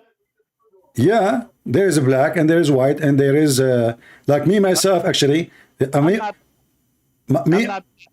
are not what? I'm not black. You are not a black. Get my picture on your video. I don't know. So you are not a black. Okay, so now you are racist. You don't want to be black no more. A white person. You are a white person. Get a sheet of white paper and you tell me if you ever seen a people. Okay, so now you are a white person. No. You look at a white piece of paper. Why you are changing the topic? Read the Quran for me. يوم تبيض وجوه وتسود وجوه. You said that the one who says such a statement is racist. I agree with you. He is a piece of garbage, the one who says that. But this is Allah. It's not talking about the color of a Okay, person. read it then. Read it. Why you don't want to read it? Go ahead. My friend, stop wasting my time. Read it for us. Go ahead. You said you know Arabic. Color of a person's skin. You said you know Arabic. Read it for us. Wow. Don't tell me wow and we and woo. Just read the verse and I can show you the interpretation. Ibn Kathir, Al-Qurtubi, Al-Tabari, Al-Jalalain. Choose the one I will show you. Let's talk. Hey, I'm telling you, it's talking about character. What character? What character have to do with the word white and the word black? What character? Okay, so you are saying to me, the one who have a bad character, we call them black. And those who have a good character, we call them white. Thank you very much. No, that is not what I said. You said, no, you said, I said to you what the word white mean and what the word black mean. You said is talking about character. So now you as a Muslim, you are a racist. You don't like black people and you deny even you are black. You are saying you are white and you don't want to be black. And now because you are a Muslim, you are racist. So you believe that you are a white supremacist and black people are bad people. And you are saying black people, they have a bad character and white people, they have a good character. No black people. Read the verse. Why you are refusing to read the verse? What the problem? No black people. Why you are refusing to read the verse? The racists created that terminology and ascribed it to people. Wow. Thank you. So you are saying to me, Allah is racist. He copied the bad people. So Allah, he copied the bad Arab, who they are racist. And now Allah is copying the bad Arab, and he is putting the racism of the Arab in the Quran as part of his religion. You making up these things? Why are you making up these My things? friend, I have it in front of me in the screen. Why you don't read it? But you're saying these are black-skinned people. My friend, why you don't read it and you tell me the meaning? Telling me that this is talking about why you don't skin? read it? Yes, a black skin. Even though you're a prophet, he said that Allah will send the beast in the end of the time, and this beast will have the ring of Solomon, the staff of Moses, and will hit the black one, the white one in his face, or the black one in his face, depending if he's a Muslim or not. He will make all the Muslim white and all non-Muslim black. Do you want me to show you? Did Prophet Muhammad say, sallallahu alaihi wasallam, did Prophet Muhammad say Uh-huh. that there's no difference between the Arab and the non-Arab, the white and the black, using that terminology, is that a saying? Did you finish? You see how hypocrite you are? When I wanted to show you what the hadith says, you said, I don't accept the hadith, it's corrupted. And now you are quoting a hadith which is unaccepted by Muslims. Look, guys, how hypocrite our friend Abdul. I said to him, let us see what your prophet said. For the last hour, he was saying to me, don't quote for me hadith. Hadith is corrupt. We know the hadith is corrupt. And now he could not find me anything to say except a corrupt hadith to prove his point. So why you refuse the hadith? And now you are quoting the hadith. So now you have no excuse. The prophet, he agreed with the hadith. And you agree now. So now we can quote your prophet in the hadith saying that Allah created white people to go to heaven and he created the black people to go to hell. Why are you being evil? You are the one who said hadith is corrupted, and now you just quoted for me a hadith which is da'if. Listen, can I say something? No, you cannot. Why you are lying to me for the last hour, saying to me you don't accept hadith, and now you are quoting hadith. You don't want me to correct you, huh? You cannot correct me. I am the corrector. I can't corrupt you. You cannot correct me. I am the corrector. You cannot correct me. I am the corrector. I correct your God. I correct your prophet. And I got the Abdul busted. And I got you busted. I'm being friendly, by the way. Don't be upset. Don't hang up. So now, why you said to me, I don't accept the hadith. Each time I want to show you a hadith. And now suddenly you accept the hadith which is not even sahih. Yeah. Being arrogant. That's what brought Satan down. Can you show me the sahih hadith you just quote for me? That's what brought Satan Is the hadith you just quote for me is sahih? It is not. Too much pride. My friend, you don't accept. Okay, listen. Now, all the listeners are laughing at you around. No problem. Okay, people will watch the video. Either they will laugh at me or they will laugh at you. I don't know. We will see. But I'm asking you, why you keep saying to me, you don't accept the hadith. Each time I want to show you a hadith, you say, hadith, we know, don't quote for me hadith. I believe only in scriptures. You said that tons of times. No, I did not say that. You did not. It's recorded. Want me to tell you what I said? It's recorded. Want me to tell you what I said? It's recorded.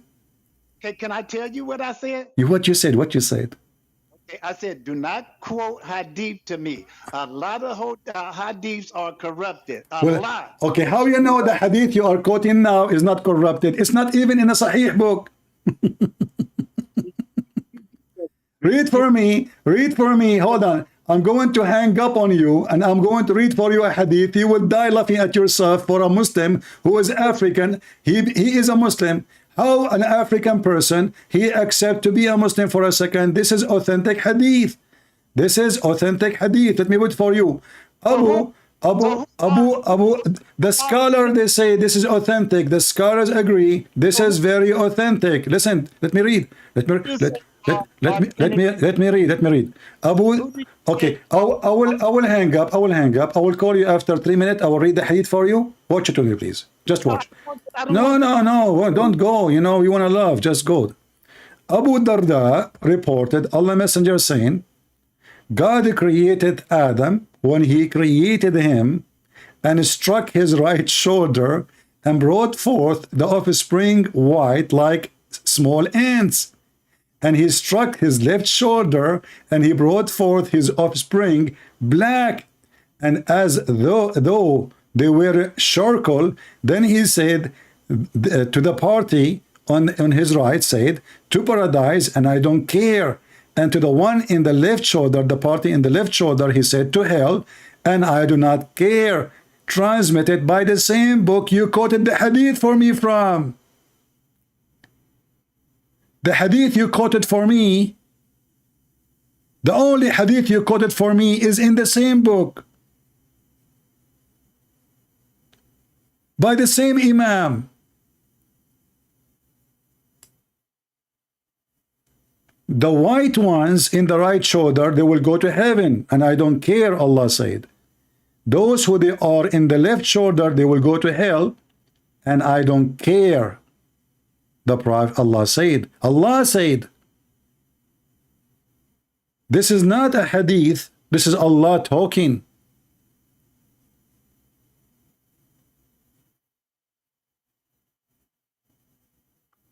How in the world anyone will believe in such a garbage religion? Regardless if you are black or white. This is disgusting, filthy religion. And when I show you him in the Quran that Allah, he says he will make all the black go to heaven, to all people who they are non-Muslims black, and all those who they are Muslim white. He said doesn't say that. Sajda does not mean sajda. Anything you say, and then we say to them, okay, can we read the interpretation? Do you see the hypocrisy? Unbelievable.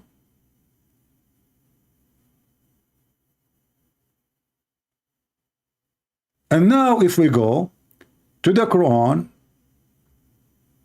let us go to Ibn Kathir. I mean, instead of wasting our time speaking with someone ignorant who do not know how to say his prophet name correctly, let us go to the Quran, chapter 27, verse number 82. Is that metaphorical? People will die laughing at you, my friend. You are ignorant. You do not know that you are following white supremacist garbage cult. Okay, 27. Where's 27? Hold on. The chapter of the ant. The ant, brother. The ants. Okay, here we go. Who is talking there? This is not a YouTuber.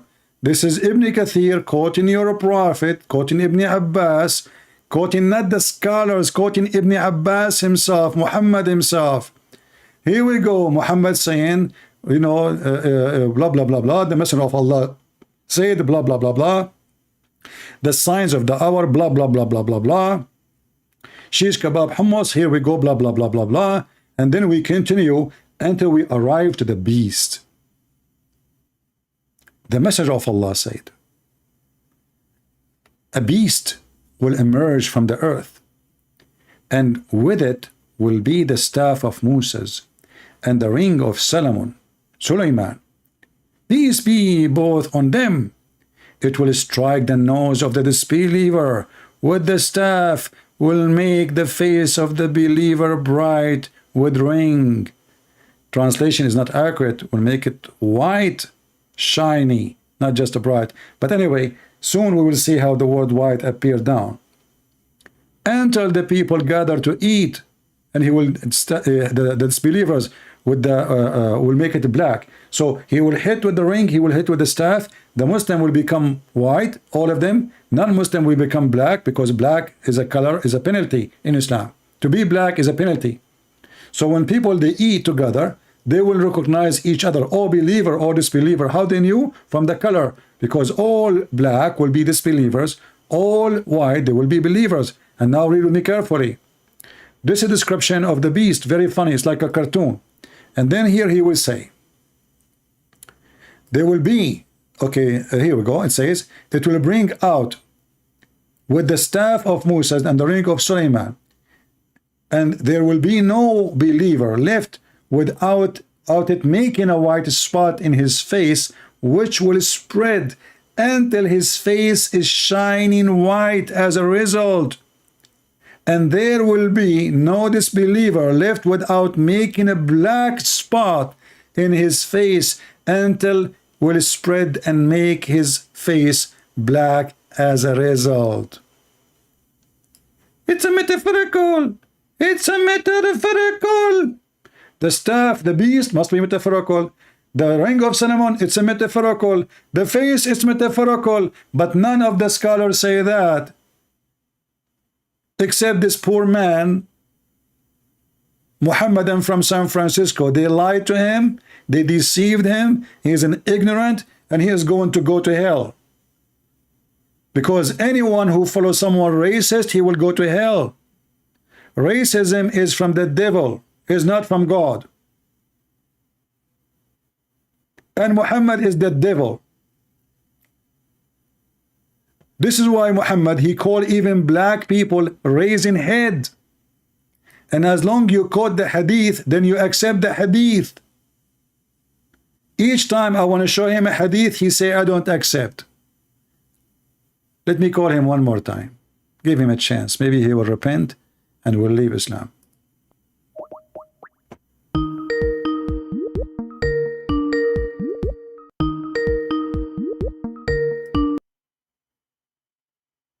So my friend, did you see what I showed you in the screen? Yeah, I showed you what you showed me. Yeah, and what you say? What do I say? You Yeah. gonna let me talk? Will you let me So talk? all this time you are talking to me for the last 2 hours. I did not let you talk. Yeah, no, you always interrupt me. I have to. You can interrupt me too. You interrupt me, I interrupt you. What the problem? You won't never let me finish saying what That's I not. want to say. This is a conversation. It's not. It's not somebody singing on the stage. So now what? So what you will say about your prophet saying the beast will come, will make all the Muslim white and all non-Muslim black? My prophet didn't say that. It says there your prophet said. No, my prophet didn't say that. It says there your prophet said. Why you are lying? No, my prophet didn't say that. Why you are saying he did not say that? Why the Muslim? Why the Muslim? They say he said that, and you say he did not say that. What's wrong with you Muslims? You are following satanic religion, my friend, because you are saying to me that we Muslims, we publish books, we print books. Ibn Kathir, you are saying to me, Ibn Kathir is a scumbag. He is a satanic man. He is a false Muslim. Say it. Say it. Say it. Why you don't say no? I want you to say Ibn Kathir is a liar. Say that. Me where Allah says, Prophet Muhammad said that. I just showed you the Quran. You didn't show me the Quran say that. What? Just take care. I just showed you the Quran saying Allah will make their faces black. What's wrong with people? I mean, it's hilarious. You did not show me the Quran saying that. The Quran full of that. Let me show you how many times the Quran, chapter 3, verse number 106. Here we go. It did not say that. You did not show me that.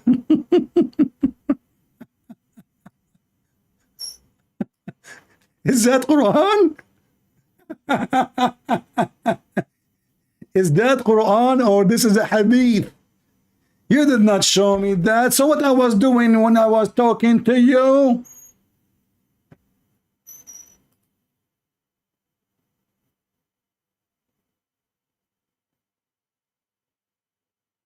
On the day of resurrection, on the day, i.e. the day of resurrection, when some faces will become white and some faces will become black. As for those whose faces become black, it will be said to them, did you reject the faith after accepting it? My friend, I'm so happy I will be black. What's wrong with being black? Is that a sin to be black? In Islam, yes. I will be black and I will have a lot of girlfriends.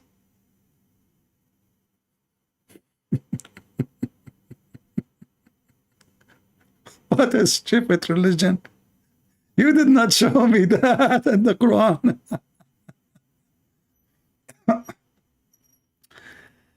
Talking to an ignorant is not different from talking to a wall.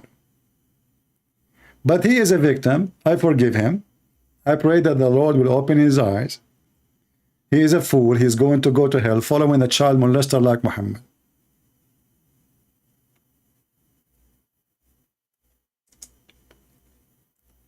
How anyone will accept such a stupid book? And the only way for those Muhammadan who they are driven by stupidity to avoid the truth is to say it's a metaphorical. Allah he hand, it's a metaphorical. Allah have a penis, it's a metaphorical. The sun set in murky water, it's a metaphorical. Gog and Magog, he built a dam, it's a metaphorical. Anything is stupid, it's a metaphorical.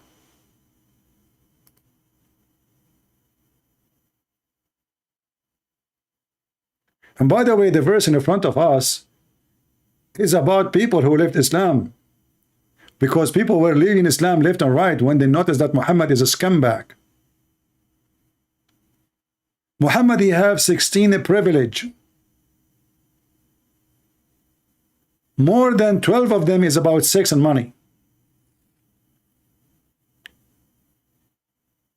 Number 10, if the Prophet eyes fall into a woman, her husband must divorce her so the Prophet can F her immediately.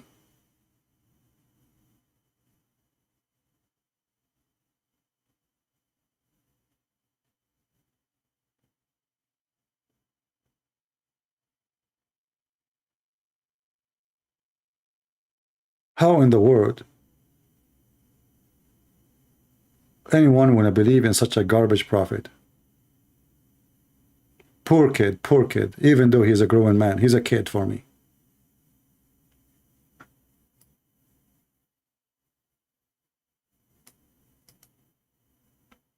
My friend, Islam is a disgusting cult. It's not only racist, it is stupid. It is a dummy cult. This guy, he is a Muslim because he cannot resist the sexual promises of Muhammad. Don't tell me now those versions are metaphorical. Your orgasm will be 70 years. It's a metaphorical. Your penis will be endless. It's a metaphorical.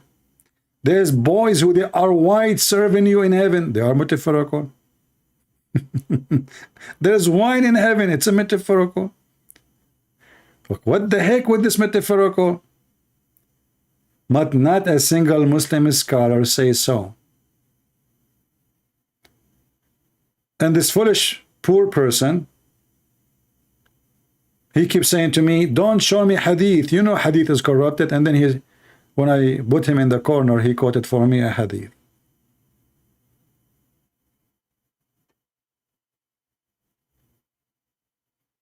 Do we have any smarter Muslim than this person would like to join us? Only Muslim can talk? Yes, only Muslim, at least for now. Do we have any more educated Muslim he can help us? And he called me to correct me about the word Nur. I love it. Okay, are you going to condemn the lies of Zakir Naik? No. I'm not going to. Why? Why? You see, this is a clear sign of corruption. You are refusing to rebuke someone lying about the Quran, because either he is saying the truth or he is lying. So if you are a truthful person, if Islam teaches you to be truthful, you should rebuke your brother. It doesn't matter what he is saying, as long as he is wrong, you should rebuke him. Hey, people in the chat, did you see me making videos against priests? Did you see me making videos against priests and rabbis and Hindus and Muslims. Why I want to make videos against priests? Priest, Christian priest. Because we are truthful. We will not side with someone just because he's a Christian. Satan is Satan. It doesn't matter what uniform he wears. Garbage is garbage. The Bible said, be aware of false teachers. They will come to you in a clothes of a sheep, but they are wolves. But our friend here, he denied and he refused to condemn the false teaching. He called me to say actually that the word, look what he said, look how evil those Muhammadan are. He called me to correct me instead of correcting Zakir Naik, because it's not me who said the word nur is reflection. And then he said that the word al-nur is from the attribute of Allah. I said to him, what is al-nur? Where we can find it in the Quran? He refused to show me. There's nur. There's no al-nur. Which means you yourself, you said you don't accept anything except the scriptures, but then you go to a web page says Allah have those. Do you see the stupidity? He said he don't accept anything except the scriptures. And then they said to me, Al-Nur. Okay, I said to him, where we can find Al-Nur? He said, it's not in the Quran. I said, but you are the one who said you don't accept anything except the scriptures.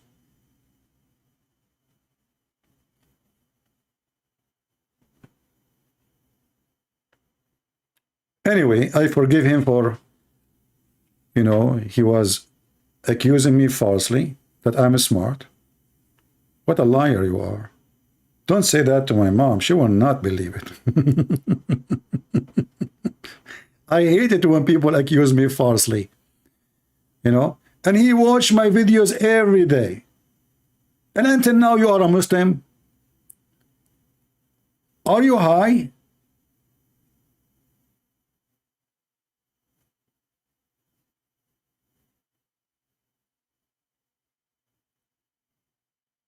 You think you can bribe me by saying to you, I like your video, you are smart? I'm not smart, I'm genius. I will tell you why I'm genius. My mom, when I was a kid, she used to say to me, you are afreet. You know what afreet? Afreet is a genie. So if you ask them, they say to you, he's a genie. Yes, you know, so genius. That's where it's coming from. Look at your stupid prophet. Even cartoon is better than your prophet. Can you believe it that the Afreet is in the Quran? Afreet is a story for kids. The Persian, they keep speaking about it. The Indian, long before Islam. Suddenly the word Afreet appeared in the Quran. Afreet. Look at the Afreet. If you type the word Afreet, you will die laughing. This is a fiction creature. He is so powerful, and he is Satan too. He's from Shaitan. Afreet in the Quran. Are you sure? And what the Afreet will do? The Afreet will go and steal the chair of a woman. She lives in Yemen. And the king, the Muslim king Solomon, you see, this is a Muslim king. Muslim king is a thief. Muslim prophet is a thief. All Muslim prophets are thieves. The Muslim prophet, he said, who of you can go and steal her throne? Why you want to take her throne? What kind of religion? They just told him her throne is covered, is full of gold and silver and diamond. Who wanna go and steal her throne? This is religion of God?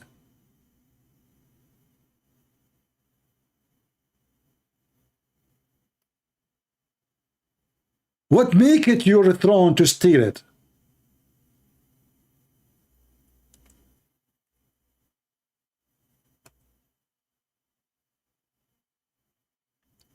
Then Afreet said to him, me,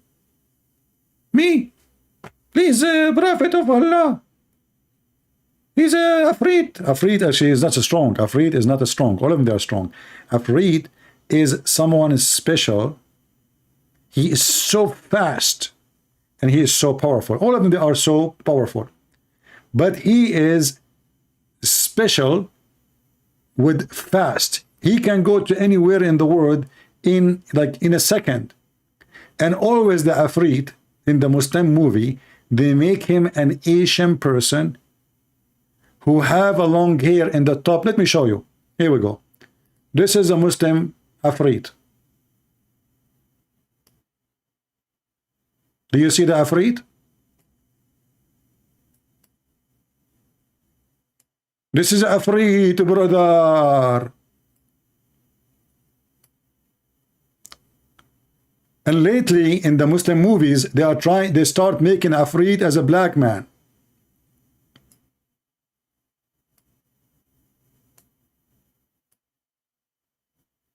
Afrit, Mafrit, Mafrit. I will take you with me from Jerusalem to Crete. In the speed of light, beat, beat. What the heck is that? Who have such a religion save Prophet of Allah? Only Prophet of Allah can bring you Afrit to home. Beautiful.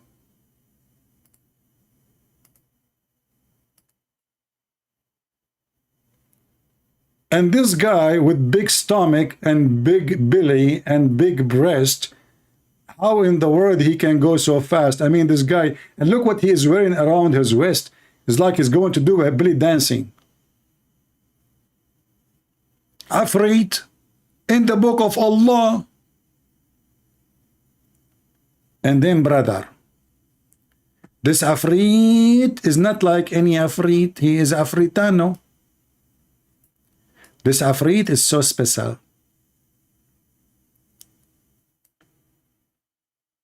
The chapter of the ants is so special.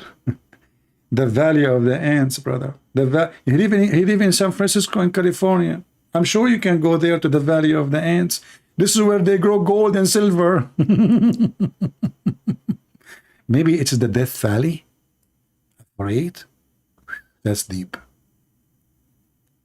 And Solomon, brother, this guy, he have all the equipment you can believe or not believe.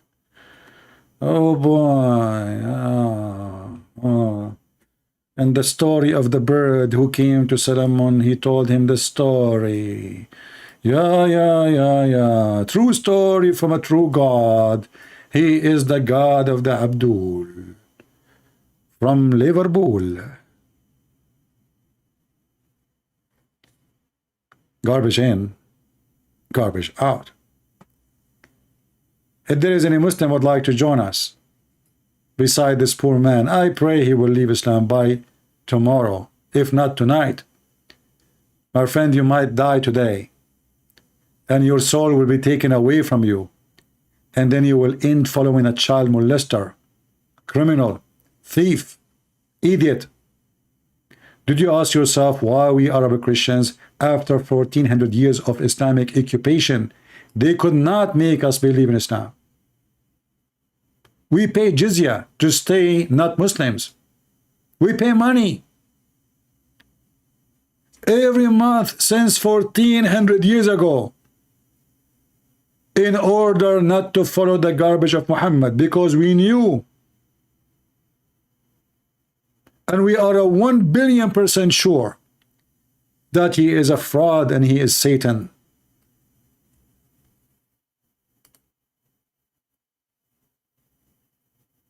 The Lord, he said, from their fruits you shall know them. And all Muslims, they lie.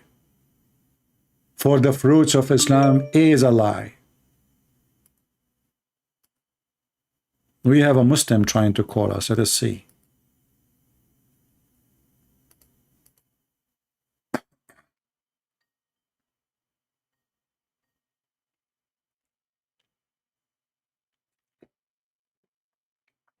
Hello? Hello? Hello? This guy is using the internet of the neighbor. Hello?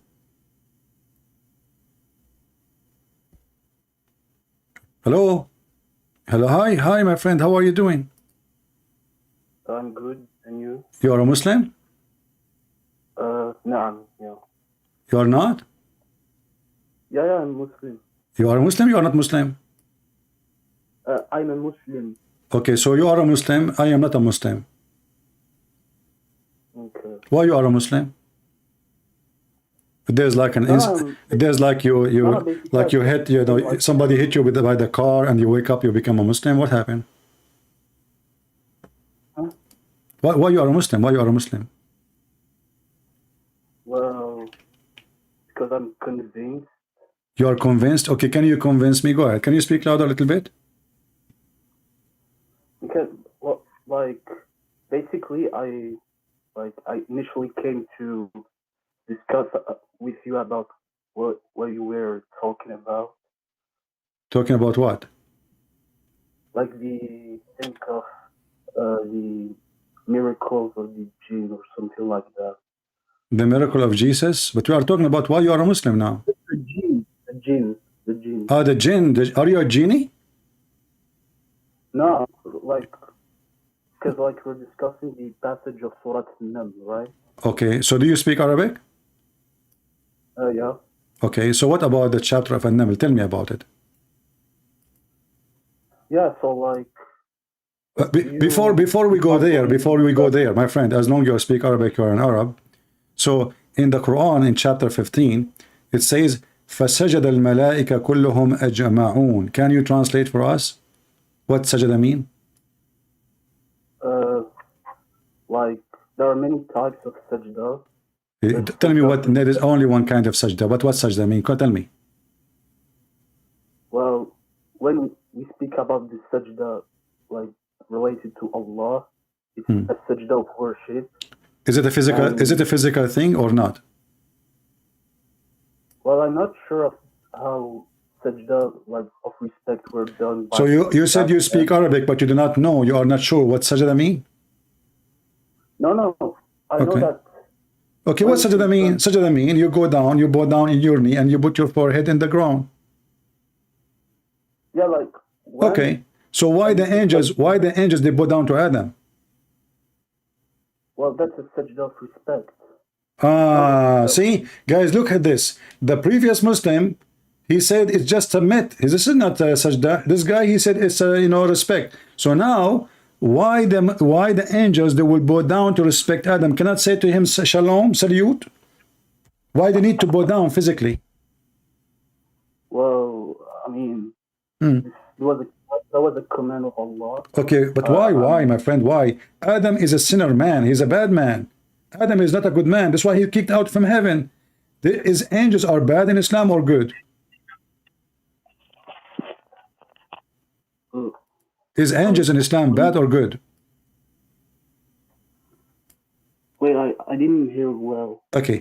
In Christianity, we have bad angels. Like as an example, Satan himself, he used to be an angel, fallen angel. In Islam, there's no fallen angel. Shaitan is created to be shaitan. So I'm asking you now, why the angels bowing down to Adam? Adam is a sinner.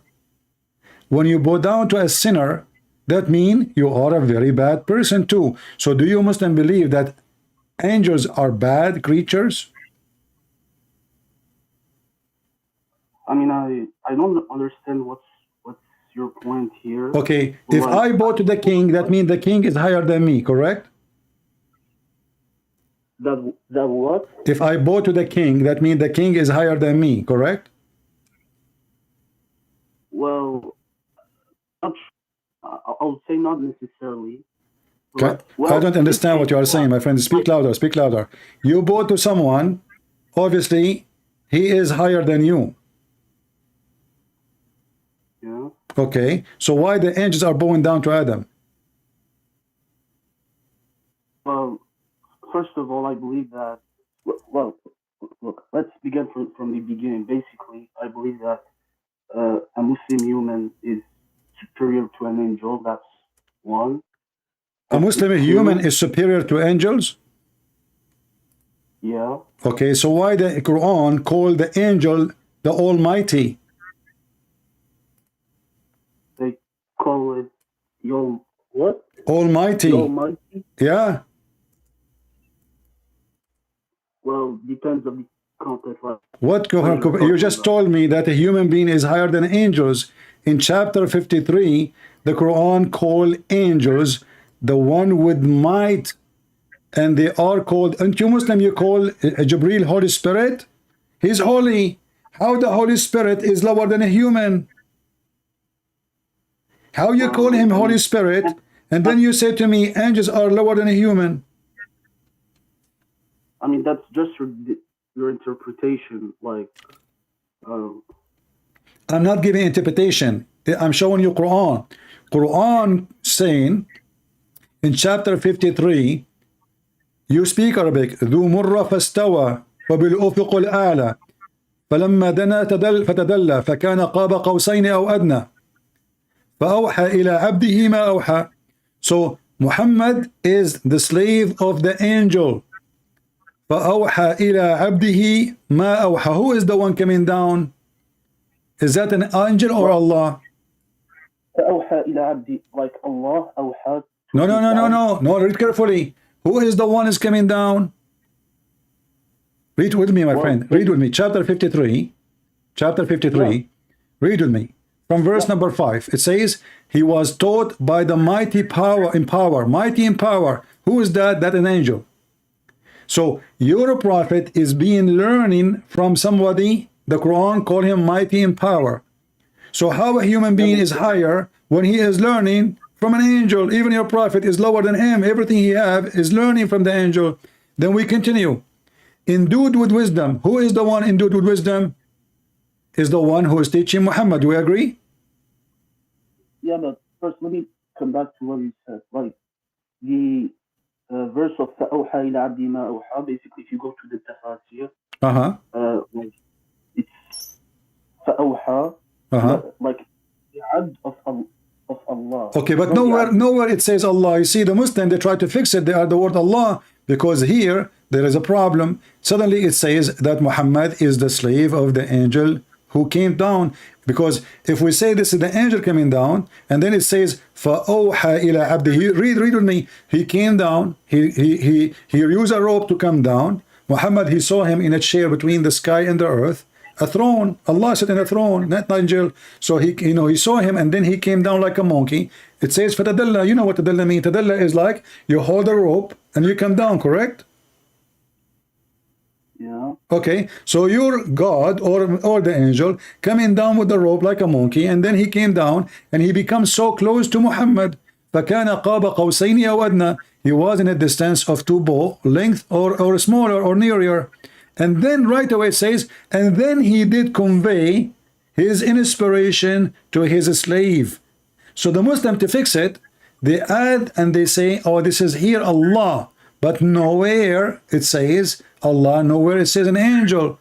Because now it's obviously this is Allah. Because if the one we are saying he is conveying to his slave, that means Muhammad is the slave of the angel. So now we have to fix it and we have to add the word Allah. As you see, it's not in the Quran, correct? Okay, but like, why the tafsir doesn't say as I say, they are trying to correct, they are trying to fix it. Because now what when Muhammad he said that, and then okay, that means Allah, because it says after he came down, and now why he get close to him? Okay, what happened next? He got close to him. Who? The person who came down. He became so close to him, and he conveyed to his servant, his slave, not servant. Ila abdihi.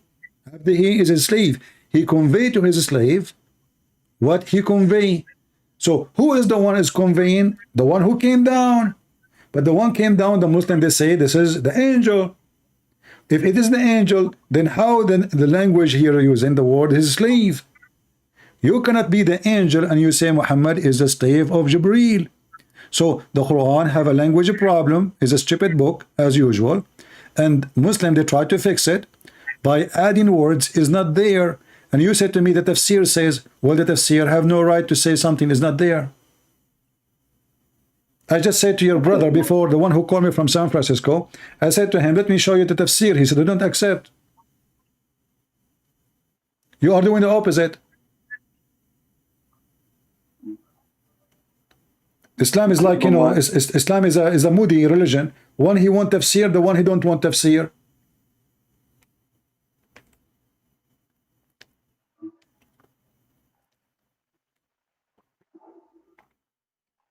What do you think? Can I just make 2 points here?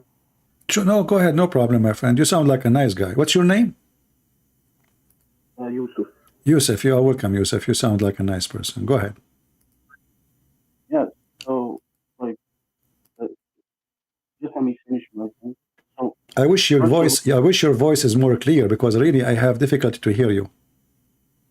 Okay, so, yeah, basically, like, first of all, as I said, the tafsir doesn't agree with you. And, like, basically, the way you're interpreting it, it's according to, like, your reading of the verse. Like, you cannot interpret the verse without going to the tafsir. But my friend, but when the Quran was sent down, there is no tafsir is written. Yeah, but the tafsir, like, are based from the aqwal of the salaf.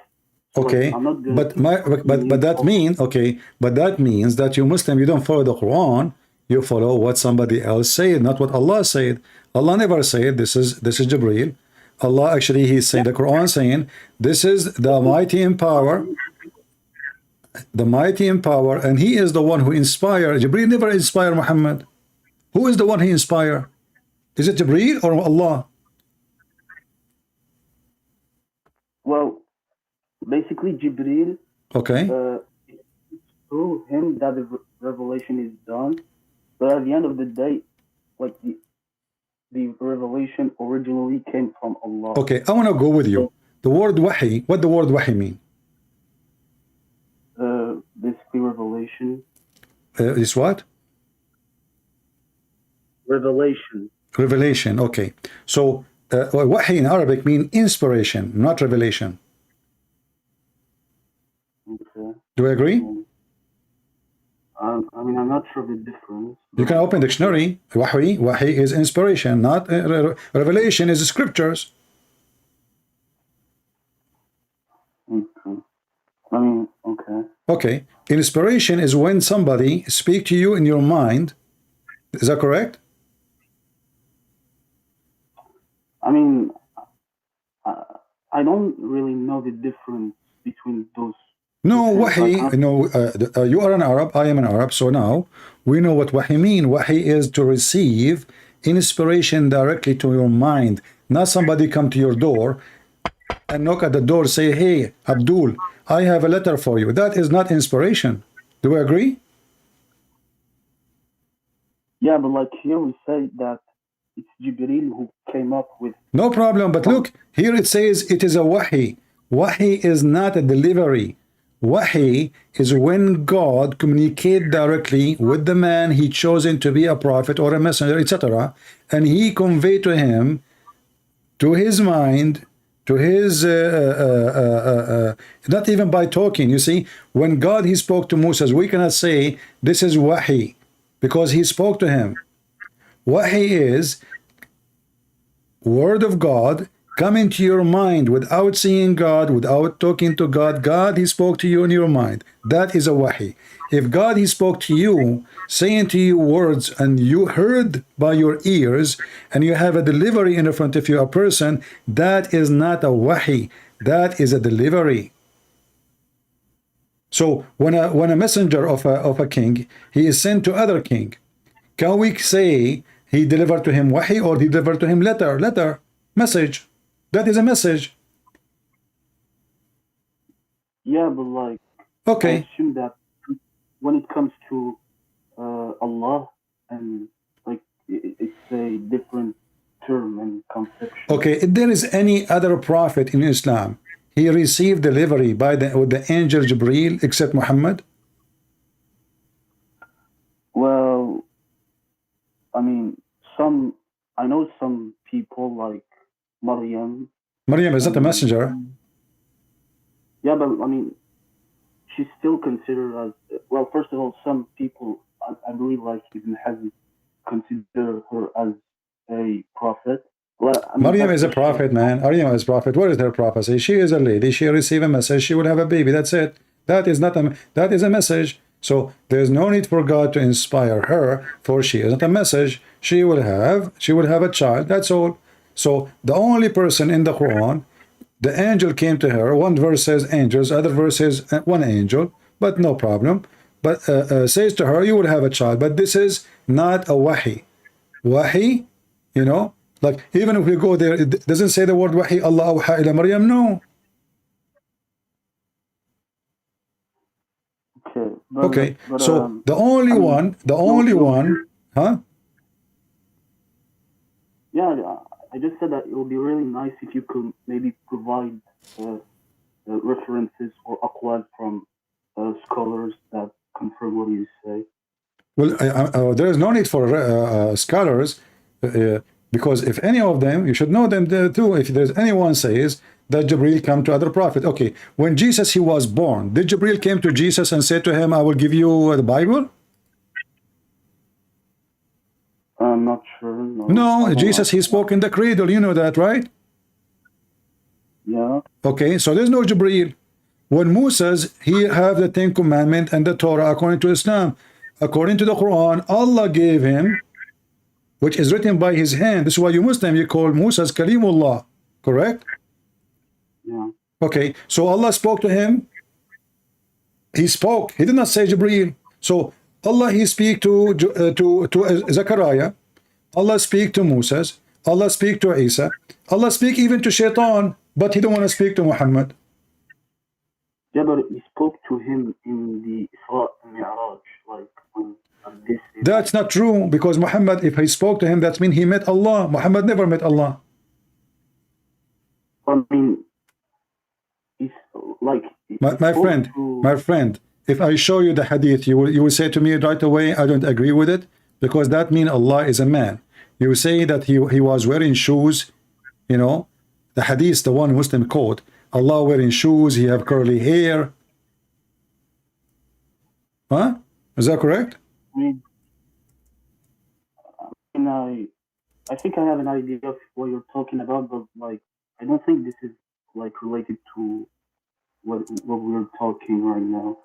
Well, we are just trying to figure out what this guy before you he was saying, but now it looks like you want to back up before we finish it, because the story of saying that Muhammad he received inspiration is a false, because Muhammad never received inspiration. He received delivery. A person come to his door. Even the hadith says that once the angel he was coming to his house, he could not get in because there was a dead dogs under the bed of Muhammad. Is that correct? Like that the angel like give him things from that Allah told him. Yeah, that's correct. Okay, but why an angel cannot deliver the message of God because there is a dog inside? Because there is what? Why the angel, if this is inspiration, how inspiration can be affected by a dog? Well, I mean, what's the issue? Like, angels don't like animals and things that might be dirty, that's all. Well, is a human being, is it clean? Human being is more dirty than a dog. Yeah, but like, this is things like you cannot figure out. This is okay. Like, are you saying to me that the angel, he will get sick if he get inside the house because there is a dog inside? I don't know. Like, maybe it's like toxic for them, or I don't know. So now, if the angel of death wanna come and take my life, I can have a dog and I will live forever, because he cannot get in. No. Yeah, but like there are many types of angels. So the angel of death, he can get in, but Jibreel cannot. But I thought Jibreel is the most powerful. Yeah, but like he doesn't have all the. I mean, again, it depends of your abilities and your duties and all what Allah gave you as. Okay, so Allah, when He created the angel Jibreel, He made him weak when it's come to dogs, correct?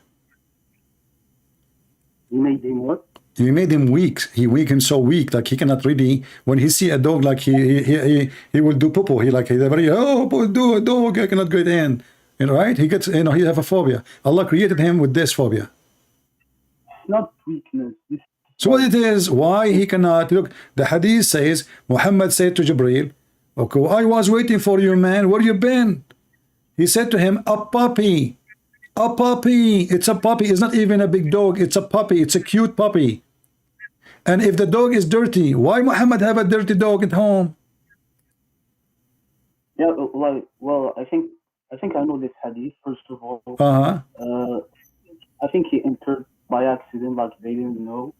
And Okay. second, as I said, yeah, like angels, like there are things that us human we can't figure out about dirt, things that angels consider as dirty. Yeah, my friend, hold on. I mean, in the house, there's a bathroom where people do poo-poo and they do shit. I mean, okay, so why when I enter a house have a bathroom then? And angel of God, how they can be affected by a puppy? It's just a puppy, little cute, you know, beautiful puppy. God made the puppy. It's not the Satan who made the puppy. Who made the puppy? Yeah, God. Yeah, but as I said, this is all a question of perspective. The perspective of a certain type of angel is different from the perspective of a human. Like, it's different how they perceive dirt compared to us. So the message of God now is in has a big problem because there is a puppy, and the puppy. What if the puppy stay in the house for the coming 50 years? And why Allah don't tell Muhammad don't have puppies? Here we go. The angel is waiting outside, and this puppy playing with his tail. How, you know, and nobody notice. Can't the angel, this angel who have 600 wings, can't he make this puppy come out? Like, get him some beef, some meat, go to Walmart, buy some food, put it outside, the puppy will come out. He could not get in, waiting for this ugly, scary puppy, you know, a horrible puppy, enemy of Allah. You know, the message of Allah was late not to be delivered to Muhammad. All of this because of a puppy. And Muhammad is waiting, you know, like, where is the heck this angel? He told me he will come today, second day, third day, fourth day, 5th day. And then finally, the angel, he came. Okay, hey, Muhammad, my angel, where you been, man? Where you been? Oh, there was a puppy under your bed. This is, what if it's an inspiration? What the inspiration will go to your head, not to the puppy. Who is the puppy? I mean, okay, don't they have puppy in Mecca? So what difference is going to be making in the house or in Mecca? The whole city have puppies and have dogs. Yeah, but like, okay, how the angel enter the city? Yeah, but it's different in the house. And again, it's why it's different in the house? There is dogs everywhere. The whole town have dogs. So why it's different in the town? Well, this is because this is what Allah commanded, and this is what it's in the hadith. And like, I just want to tell you, like, in Islam, you must not look at things if you don't understand them in a human perspective. Like, human perspective, okay. Let's look a bit more. Okay, can Allah come to my house if I have a puppy? Well, like, since when Allah come? Can Allah come to my house if I have a puppy? Who will win, the puppy or Allah? I have a house and I have a puppy in it. Do Allah dare to enter the house where I have a puppy in? Or He don't dare? Well, I mean, first of all, Allah doesn't incarnate on earth. Like, we don't believe in incarnation. Well, are you sure? Well, yeah. Okay, isn't it your prophet? He says Allah, He come every third part of the night? Yeah, this is in the, like, I think it's the Sama al-Dunya. Okay, but that means He incarnate, because now He is going inside His creation. Isn't it the Sama al-Dunya is His creation? This is not incarnation. He just, like, moved. but it stayed the same. Okay, do you see my screen? Yeah, I mean, I see. Okay, I want to show you something. Then you said to me, Allah don't incarnate, correct? Yeah. All right.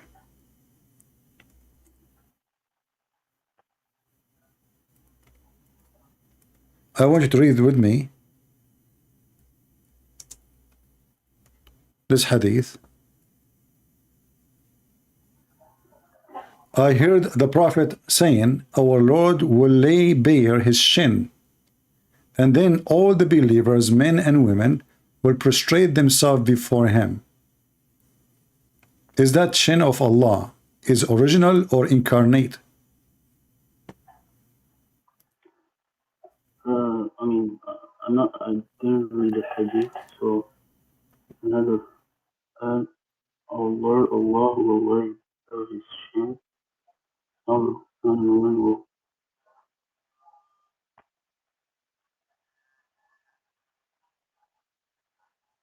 Like, is it the saq thing? Saq, yeah, saq. This is in the Quran too. Okay. So what's the problem?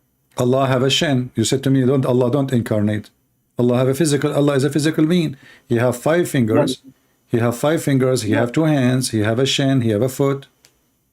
Yeah, this is his original form. Oh, this is original. Okay, so guys, so this is original. So Allah is a creature who have body. Well, like, kind of, yeah.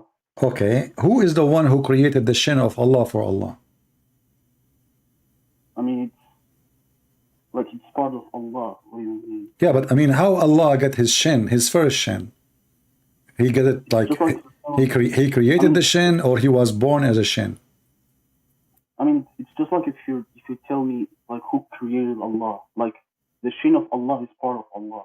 Like, okay, so now Allah have parts. Allah have parts, and his shin is one of his part. What other part Allah have? I mean, I believe he has like 2 right hands. Okay, why he have 2 right hands? Why he don't have like one in the left and one in the right? Why he have 2 right hands? I mean, because this is the reality. This is reality. Okay, so don't you think this is a defect maybe by birth? Because now, if I hit Allah, if I am in his left shoulder side, I hit him, he cannot hit me back because he have 2 hands in the right side. In the left, he is exposed. He cannot protect himself.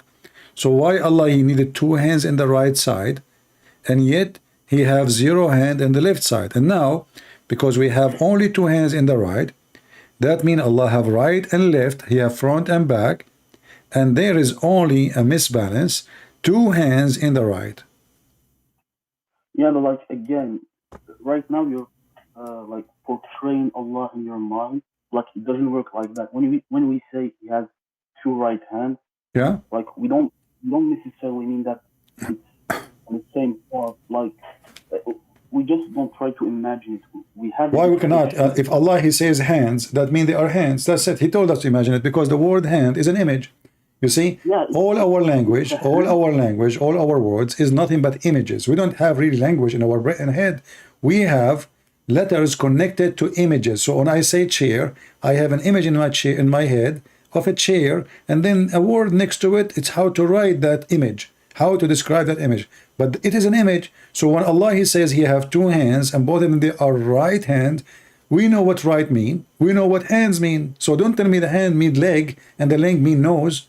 When Allah he says hand, that means it's a hand. Yeah, but like I mean, I also have a book with me, like the Aqidah of Ahlul Hadith. Like, as it says as the ulama says, like, this is just like this. It's the same terms, like the term, like the hand of the creator and the hand of the creation, like, you compare it. Like, okay. And you cannot imagine it. You cannot imagine it. Okay. Well, how we cannot imagine it? He just told us a hand. That's it. The second we say hand, we imagine. I mean, you see those scholars, they are just trying to make a philosophy out of nothing. He said it's a hand. It's a hand. What do you mean you can't imagine it? Did Allah say he cannot imagine it? He just said nothing like him. So maybe he is bigger, no problem. Maybe he is smaller, no problem. Maybe he's a micro Allah, no problem. But I am nothing like me too. There's nothing like you, nothing like me. Every one of us is different creature. Nobody is like anybody. Even twins are not the same. In the hadith, my friend, it says, Allah will come to them in an image, in a creation other than the one which they knew. So when Allah he come to you in an image which you do not know, Allah, he changed his image. You heard this hadith before? Wait a sec. Let us find it. Allah. Wait, where did you stop? Allah will come to you in a look other than the one you know. That means Allah is always do incarnate, and he changed his look. You said to me, Allah don't incarnate, correct? No, I mean, all right. Doesn't change. Read with me. You know Arabic. It says, تبارك فيأتيهم الله تبارك وتعالى في صورة غير صورته التي يعرفون. Do you see it in Arabic? No, I don't. He come to you in a surah, in an image other than the one you know. So as you see, Allah not only he incarnate, he even play games, he changes look. So you said to me the shin of Allah is original, but obviously no, because Allah he keep changing his look. He's a transformer.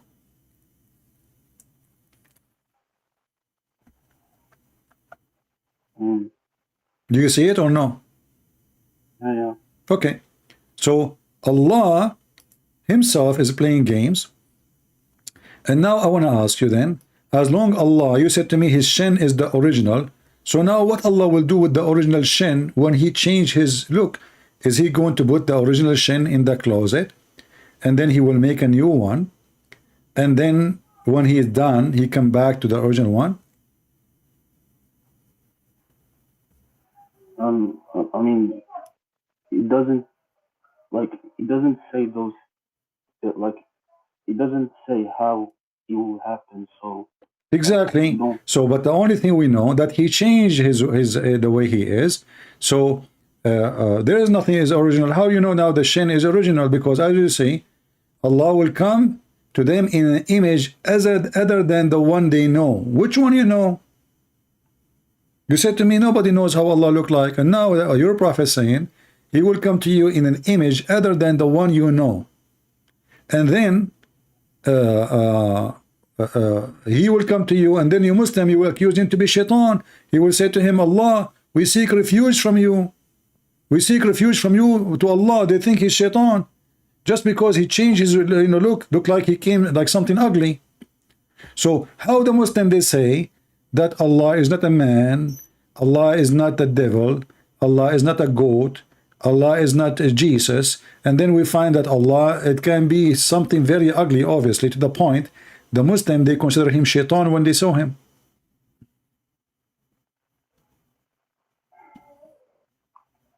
I mean, do you see it says we seek refuge? We seek refuge from you, and nobody will talk to him except the prophets. And then Allah will come to them in an image which they know, and then they will worship him.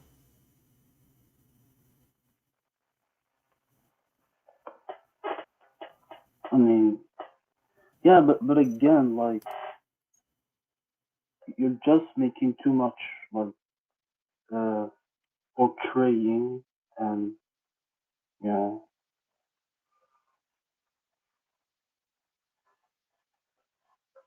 I'm making too much by reading for you what your prophet said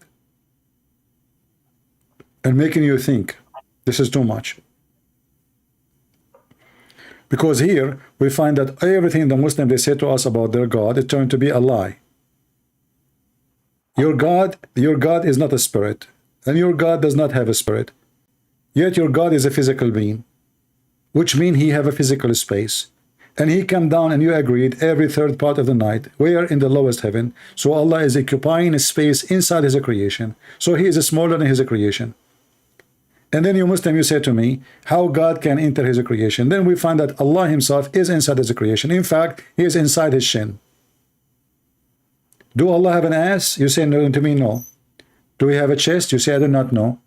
Do we have a waist? You say, I do not know. So we have a shin, we have a foot, we have 5 fingers, we have 2 hands in the right. So we have a shin God, have 2 hands in the attached to the shin. If I decide now to draw your God, based on what your prophet said, and I'm not making fun, you know, I'm just using the description your prophet is using, we will find a very funny description. Because what is this, you know, how this can be from God? It cannot be from God. Are you with me?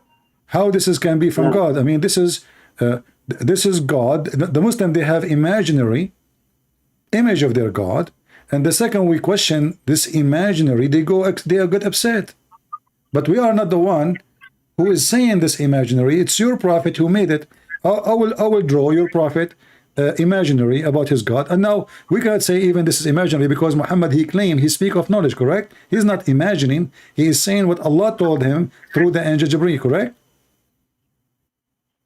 Yeah, but like, so now you're criticizing our conception of no, I'm not criticizing, I'm just showing you how Allah is. So this is, Allah is a shin, and this shin have a foot, okay? And then he don't have shoulder. He have a face. So there's a face here in the top of his shin. He have 2 eyes. And then he have 2 hands in the right side. Only in the right side. And in each hand have 5 fingers. Correct? Well, this is your God. Not true. What do you mean not true? This is your God. Your God does not have shoulders. He have 2 hands. He have a shin. He have a foot. He have no ass. He have a face. That's your God. Man. What do you mean? No. I mean, this is what. Okay. Do you have any part I did not add? Give it to me. I will put it in the picture. Did Allah he say he have an ass? No. Did Allah he says he have a shoulder? No. Did Allah he say he have anything except what I mentioned? A shin, 1 shin. He did not even say 2 shin. 1 shin, 2 hands, both of them in the right side, 2 eyes, a face. If there's anything else missing? As I said, man, just don't imagine it. Like why, my friend? You keep saying to me, don't imagine it, but Muhammad, he gave a description. He just did. By saying he have a shin, he have a foot, he have a face, he have 2 eyes, he have 2 hands, and he even count for us how many fingers. And then you say to me, don't imagine it. How in the world? Like if somebody commit a crime, the police, they have somebody is specialized to listen to you, and then he will draw how you describe the person. So Muhammad described this person, Muhammad himself, Allah himself, he described to Muhammad how he looked like. And then you keep saying to me, don't imagine it. I'm not. It's your God who said that. Yeah, but like, if, for instance, I tell you someone is named Allah or Yahweh, like, does this necessarily mean that he has to be a person or creature that you could imagine? My friend, I do not need to imagine. As an example, when we speak about God, we say Jesus come to us, so we know he came as a man. That's it. There's no need for imagination. But now your God himself, he described himself, and you Muslim, you wash your hands. The second we say, okay, he have a hand, he have a foot, he have 5 fingers, he have 2 eyes. Okay, why Allah have 2 eyes? Why he have 2 hands? You cannot answer. Why he have 1 shin? Why he have a foot? You see, when we say foot, it's mean he walk with it. When we say shin, it's mean he use it to connect to his foot. When we say hand, it's mean he grab things with it. When we say eyes, that's mean he see with it. Right? Okay. But like, again, like, your argument might work against like a sect in Islam. I think they're called the Mujassima. This is how we call it. Yeah, yeah, I think this is how we call them. Not sure. I must verify. Yeah, this might work against them, like your argument. But No, I'm not. You see, this is not the Mujassima. You Muslims are very confused. It is Muhammad is the Mujassima. Muhammad, he gave you this prescription. So when this sect of Islam says, okay, this is what Muhammad said, why you go against them? This is what he said. Is Ibn Taymiyyah is a Muslim Mujassima? Ibn Taymiyyah, he said that Muhammad, you said to me, you remember? You said to me when Muhammad, he went up to the sky, he met Allah. Yeah. Okay, but this is what Ibn Taymiyyah said. He met him wearing a shoe, but this is according to Aisha, this was a dream. This is not true. He never saw Allah, he never met Allah, he never heard of Allah. Okay, but I think like he met him, but he didn't see him. Okay, how you can meet him, but you cannot see him? Because he was covered with. Where it says he met him? Can you show me? I mean, I don't have the hadith with me right now. Yeah, like, I don't have the hadith, so I cannot. How you meet somebody, but he is not there? And if Allah, his light is so strong, then how in the world Muhammad, he cannot even see the light? Because okay, let's see, you cannot see Allah, but you can see his light, and his light will make you blind. Isn't it the Quran says that when Moses asked Allah to show him himself, Allah, he shows some of his back to the mountain, and the mountain collapsed?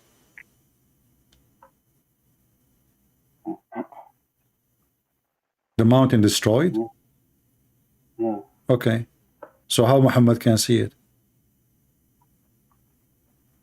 I mean, isn't it Aisha said, whoever said that the Prophet he saw Allah is a liar? Isn't it the Quran says, لا تدركه الأبصار? No eyes can see him, and and his eyes can see everybody? I mean, tudrikhu isn't seeing. Like it's like seeing. I think it's tuksel. Like tudrik, it's like I don't know the term in English. Tudrikhu, it's mean no eyes can grasp a scene of him, cannot see him. No eyes can see him. No vision can. No, I mean, I can explain in a few words. Like tudrikhu, basically, like it cannot enter like your mind or your your mind cannot like fully this is not about mind, my friend. This is absar, tudrikhu absar. No vision can reach him, but his vision can reach everybody. This is what the Quran is saying. You can open any interpretation. Yeah, but no, like when we speak about the my friend, the hadith says Muhammad, he saw only light. He didn't see Allah. He saw only the light of Allah. Do you know this hadith or not? Yeah. Okay, so he did not see Allah. He never saw Allah. He never met Allah. He saw a light, but the light of Allah supposedly is here. Isn't it the Quran is the light of Allah? Isn't it all the light is the light of Allah? Isn't it that the kuffar, they try to distinguish the light of Allah? So in the hadith says, Muhammad, he saw nothing. Any Muslim claim that Muhammad he saw or he met Allah, he is lying, because nowhere it says that. Here we go. I asked the Messenger of Allah, did you see the Lord? He said, his light only. How could I see him? How could I see him? I saw just the light, his light. So he never met Allah. Yeah, because Allah was covered by the light. Okay, how he is covered, but he saw his light? If he is covered, the light is covered. No, but like you can see the light, but you cannot see Allah. Okay, that's mean he never met Allah. No problem. So Allah is covered. Covered by what? By hijab. Is that correct? A hijab of light, yeah. Hijab. Okay. How Allah is hijab is a cover for the hair, or hijab is a curtain? I mean, it's just covered, like you cannot see him. Okay, no. Hijab. Is it a curtain or it is a cover for hair? Because Muslims, falsely, they are using the word hijab for the scarf the woman she put in her head. Do you agree? Muslims always, they have false teaching. Hijab is a curtain or it is a wall between you and something else. Do you agree? Yeah. So why the Muslim, they fool themselves, they say hijab is a scarf? Because if Allah is speaking to Musa from behind the hijab, that means he's a woman. No, when we say a woman like has a hijab, yeah, basically, so this hijab, so in this case this scarf, like my friend, I never saw a Muslim, he know his book. Nowhere in the Quran it says hijab is a scarf. Hijab is something you put between you and other person, not in the top of you. Yeah, I know. Like the term hijab can be different depending on the context. No. Always, here we go. The Quran in front of you. Chapter 7. This is the verse speaking about the hijab. The only verse speaking about hijab for women is in chapter 33, verse number 53. So if you want to ask the wives of the Prophet, and this is only was, by the way, for the wives of the Prophet, if you want to speak to them, ask them from behind the hijab. They are from behind the hijab, not the women. You see it? If you in sa'altuhunna mita'an fas'aluhunna min wara'i hijab. You, the Muslim, you are the one behind the hijab, not the women. The women, they are in their house, and you don't go. Yeah, so the hijab is can be a door, can be a wall, can be a curtain. That is hijab. Can be many things. Like no. It have to be something between you. This is why it says behind. Wara is you. She is in the front. You are behind that hijab, not in the top of her, not underneath of her. It is something between you and her. Yeah, but in the case of the scarf, like it can be a hijab. No, my friend. Nowhere in the Quran it says wear a scarf. Can you show me? Well, it doesn't say scarf. See? So it says from wara'i hijab, and you can read the story. He's asking them not to enter the house. They are inside the house. They are not naked. The women of Muhammad, they are not naked. He is saying if you want to ask them from behind the hijab, which means from behind the door, from behind the wall. Say, hey, the wife of the Prophet, is the Prophet here? She answered from behind the wall saying, he is not here. He is with Aisha. So now you don't enter and you are speaking from behind the hijab. Hijab never was a scarf. And this is why you see Allah himself, he speaks from behind. Always you will see behind. Why it's behind? Here we go. Chapter 42, verse number 51, it says, no one can speak to Allah except from behind. The Muslim translation saying veil. Veil is not a scarf. Allah is wearing a veil now.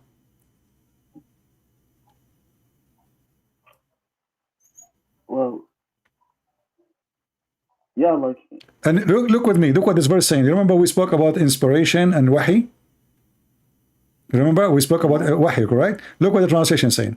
So it is not given to any human that Allah should speak to him unless it be by inspiration or from behind a veil. No one can see, and always he is behind something. So Muhammad never met Allah, because to meet Allah you have to be nothing between you and him. That is meeting. Otherwise I did not meet him.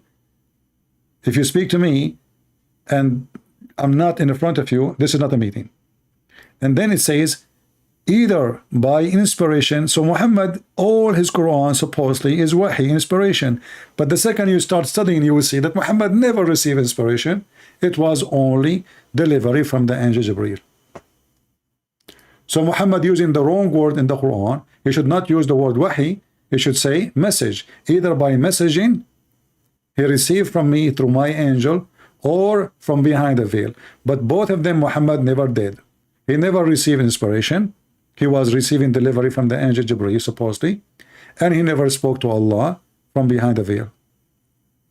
This is why only Moses is called Kalimullah.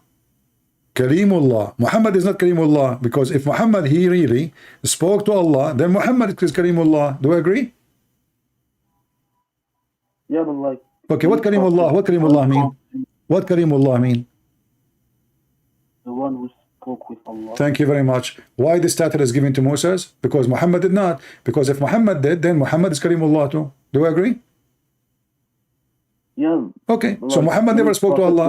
Muhammad never spoke to Allah, and never spoke. Allah never spoke to him. So the verse here confirmed that Muhammad never have any connection to Allah because he never received inspiration.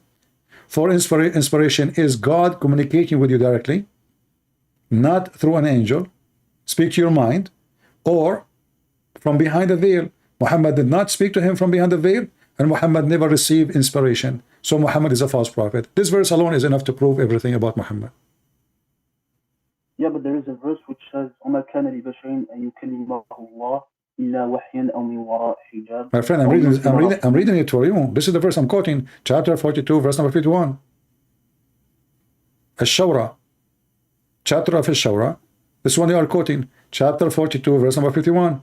It's not for a human to speak to Allah or to meet Allah, except to speak to Allah, unless from behind, or either by inspiration, or from behind the hijab. Okay, but Muhammad did not do any of those. He never received inspiration, because inspiration is not a guy coming to my door delivering me a message. If God himself come to me and he spoke to me, this is not inspiration. Yeah, but like what we do with the many ahadith where we clearly see Jibreel alayhi salam coming to the Prophet. But my friend, this is Quran now. Quran saying Allah will never do except one of two. But none of those happened to Muhammad. Muhammad did not receive an inspiration. If I come to your door and I give you a delivery, this is not inspiration. Do we agree? Yeah, but like hey, this is not inspiration. So how you call the Quran inspiration? The Quran is a delivery, it's not an inspiration. Angel came to Muhammad, he squeezed him 3 times. We do not know why, and nobody can explain why. And then he started giving him delivery. So where is the word inspiration? It's wrong. The Muslim, they say, and you speak Arabic, Quran is perfect in Arabic, but you know that the Arab, they laugh at the Quran, and you are an Arab, I am an Arab, we are laughing now, because how it is an inspiration, yet but Muhammad never received an inspiration. Muhammad received delivery. The word wahi only can be used if someone received through his mind, not by voice, not by, if a voice can speaking to me, this is not inspiration. If a voice speaking to me, if I heard somebody, he's talking to me, this is not inspiration. I heard him. If I saw somebody and he spoke to me, this is not inspiration, this is a vision. If I heard no voice, but except in my mind, that is inspiration. Okay, but if I go with you and say that, what do you say inspiration is like dreams? That's an example. That's what you're saying? No. Inspiration right now, I'm talking to you, and God decided to speak to me in my mind. Okay, don't yourself, sometimes you speak to yourself like you're thinking, correct? You think. All of us, we do that, right? So God, he can talk to you by in your mind. Hey, you know, Abdullah, do this. You know, that is from God, that inspiration. Or I delivered to you a message as inspiration. That means I spoke to you in your mind, not even by voice. If it's by voice, it's a message from God, it's not inspiration, because I just heard him. Inspiration is something mute, no voice, except inside your mind, your head. And same time, you're a prophet, he never received Arabic Quran, correct? Yeah, Yeah, he just as a book, he just received the Quran. No. Muhammad did not receive Quran. Muhammad received a sound of a bell. That is the only inspiration he have according to Muhammad now. Because you see the story of Jibreel proven to be a lie from Muhammad, because how Jibreel is talking to him and giving him delivery, and now suddenly delivery became inspiration, and Jibreel is giving him a sound of a bell. Is it true that Jibreel, he used to speak to him in a sound of a bell? But I mean, I know the bell thing, but yeah. No, I'm saying, did he speak to him in a sound of a bell? I mean, I know that like before a wahi come, like, he hears some bell. Exactly. So now, listen. Now you are learning what inspiration is. Inspiration, you hear it in your mind, in your head. It's not somebody speaking to you. So the story of Jibreel is a lie, because Jibreel was speaking to him, not ringing bells. And now Muhammad saying, suddenly he is saying, the divine inspiration come to you. How they come to you, Muhammad? He replied, in all these ways, the angels sometimes come to me with the voice which resemble the sound of a ringing bell. But how this is can be wahi? This is not wahi. This is just a voice. He said a voice. He hear it. And what Jibreel he said to him? He don't speak Arabic. He ring a bell. Okay, Jibreel he ring a bell. How Muhammad take the bell sound and make it Quran in Arabic?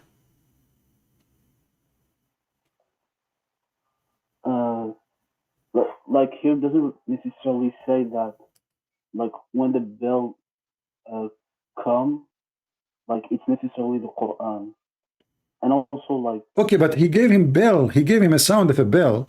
He did not give him Arabic. Sound of a bell is sound of a bell. So how Muhammad translated the sound of the bell to Arabic words? Well, if we go with the proposition that he might receive the Quran, it just said that the voice resembles to the bell. It doesn't say that it's the sound of, like, but we still recognize the Quran. Because the sound does not a sound of a language. This is why he's saying resemble the sound of a bell. He's trying to give them the most close explanation to what he hear. So he did not hear words. He hear a sound of a bell, resemble the sound of a bell, mean the likeness of a sound of a bell. And why the angel is doing that? I mean, why he is speaking to him in the language of the bells? But isn't it the bell's language is the language of the devil?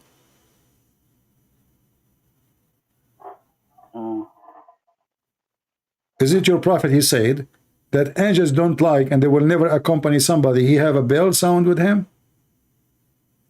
Well, here the sound of the bell isn't the bell of this world. Well, he said bell, my friend, bell is a bell. Why Muslim they have always two bell of everything? We say a shin, they have two shin. We have hands, they say two, there's other hand. We say fingers, finger is a finger, hand is a hand, shin is a shin, face is a face, eyes is an eyes. And you know what? Now bell is not a bell. It's a sound of it's a sound and it's a bell. Sound of a bell. And your prophet says angels will not accompany somebody. He have a sound of a bell. So now the angels they have more weakness, the puppy. And Muhammad, if he have a bell, the angels will not come to him. So how they will not, how they hate the sound of a bell, and yet they give him bell, Quran. Okay, but like you said that we always have two different things. No, you are the one who have you have, not me. You Muslim, you create excuse. So I say to you, shin, you say the shin is not like our shin. Who cares? It's a shin. You said you said to me, don't imagine it. But you just imagine it by saying shin. Shin is a when we say shin, we know what shin is. This is not imaginary no more. Yeah, but like for instance, when I say the foot, like it can be many things, but no. When your prophet he says, he put his foot in the fire. He put his foot, and the fire says qat qat. You cannot say it mean other thing. It doesn't mean hand. A foot is a foot. Yeah, it's a foot, but like again, you cannot imagine it. And why you cannot imagine it? You just said foot. The second you say foot, that's it. We know what it is. If you say fire, we know what fire is. If you say cloud, we know what a cloud is. If you say food, we know what food is. If you say elephant, we know what elephant is. So stop saying to me, don't imagine it. Already, we do not need to imagine it. You just told me it's a foot. Foot is not imaginary statement. Foot is description for something is exist in a certain way, certain shape. So the second you use the word foot, it is a foot. You say 5 fingers, that means they are fingers. They are not 5 tires. Okay, but on this world, like when we say fingers or foot, like it differs depending on the creature. So imagine when no problem. Your God creature is weird. His fingers is maybe 10 meters long. That will not want to change anything. They are fingers. Lizard have fingers. Okay, but he's still a finger. Monkey have a finger. Okay, but they are fingers. So what? Nothing changed. Still the fingers are fingers. Okay, but like if you just can like know the exact reality of how he actually look like. My friend, we don't care. We don't care. This is not the question. You see, if you say to me you have a brother, he have a mustache, I don't know really how he look like, but I know now what mustache is. I do not need really to create my own way of a face now. So I know what mustache mean. I know what a beard mean. I know when you say to me he is 6 foot, I know what 6 foot is. So that's it. But now you trying to avoid the description of your God, and you're trying to avoid that your prophet is weird person. He contradict himself. On one hand, Shaitan, he is the one who used Bill. In the other hand, angel is the one who used Bill. In one hand, angels cannot and will never accompany and will never come to a person. He have a bell with him because of the sound of the bell. In the other hand, Muhammad received revelation in the sound of a bell. In one hand, Allah is almighty. In the other hand, Allah cannot enter a house or send his messengers, his soldiers, his army because there's a puppy. In one hand, nobody can change his destiny. And if Allah decides for you to die, you die. But Moses can change the date of death by beating the angel. Everything is a contradiction in Islam. How in the world this guy he did beat the angel of death? When the Quran says that everything is ajal, so every person he have a destiny for how long he will live. And then you say to me that Allah he sent the angel to take the soul and the ruh of Moses, and then Moses he played karate with the angel and he beat him and he kicked him out of his house, and then the angel come to Allah and his eye is coming out. I mean, I heard that some interpreted like who interpreted this said that the angel took the form of a human. So it's normal if he was able. My friend, doesn't matter. This guy is the angel of death. He is coming to take his life.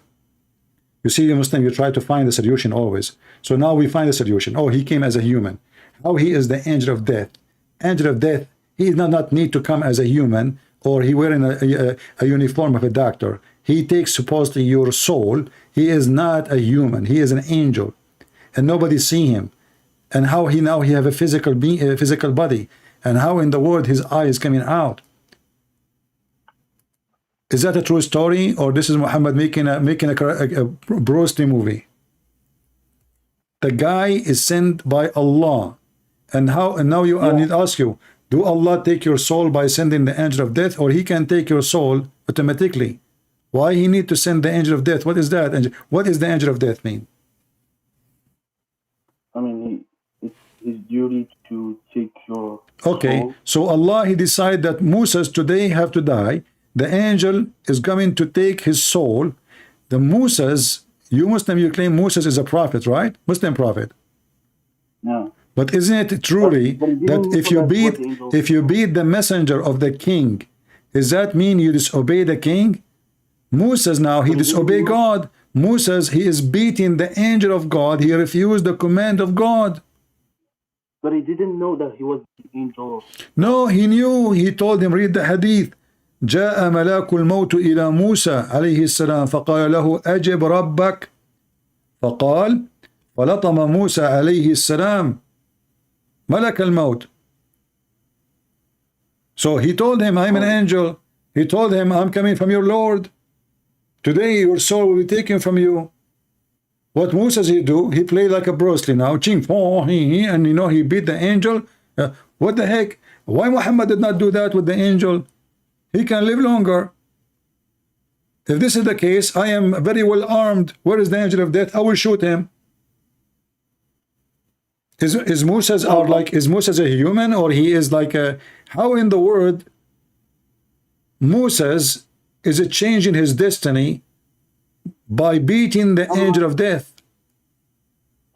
Like, but at that exact moment, like, it wasn't the, like, at that day, Musa alayhi salam was supposed to die, but when the angel of the death came at the first time, like, it wasn't at that time that the soul of Musa was supposed to be taken. So, like, Allah planified all that, planned all that. So are you saying to me, Allah, he sent the angel of death, and then he inspired Moses to beat the angel of death, and then the angel of death came to Allah, his eyes coming out because this was the plan of Allah? I mean, this is qadr. Yeah. Okay, that means Allah is stupid, because what is this movie for? So guys, what our friend here is saying, Allah, he wrote a destiny for Moses that when the angel of death he come to him, Moses will beat him, and he will make his eye come out, and then the angel will come to me, and I will fix his eye, and then I will send the angel back, and I will say to Moses, put your hand there in the top of the ox, and then whatever hair is there, you will live in the same. So this is all is a movie drama. Allah, guys, he wrote the story before him with Moses, and Moses is not his will.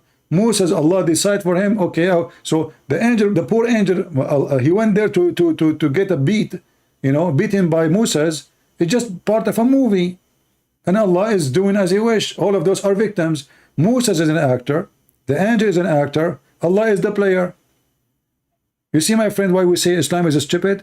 Because now what the point? And you just mentioned something very important. You believe in destiny. That means everything now I'm saying to you is written by Allah. And everything you are saying to me is Allah, he made you to say it. So what the point? Even when a Muslim, he have a sexual intercourse, you know, is it true that your prophet, he says, Maktubun ala kullu farjin ismu nakihi, written in every vagina the name of the one who will if it? But like as a Christian, don't you believe in qadr? No, we don't. No, we don't. We believe that everyone have a free will. God, he created Adam and Eve. He gave them free will. Eat as much you want, do as much you want, except this tree. It's not a destiny. Don't do that.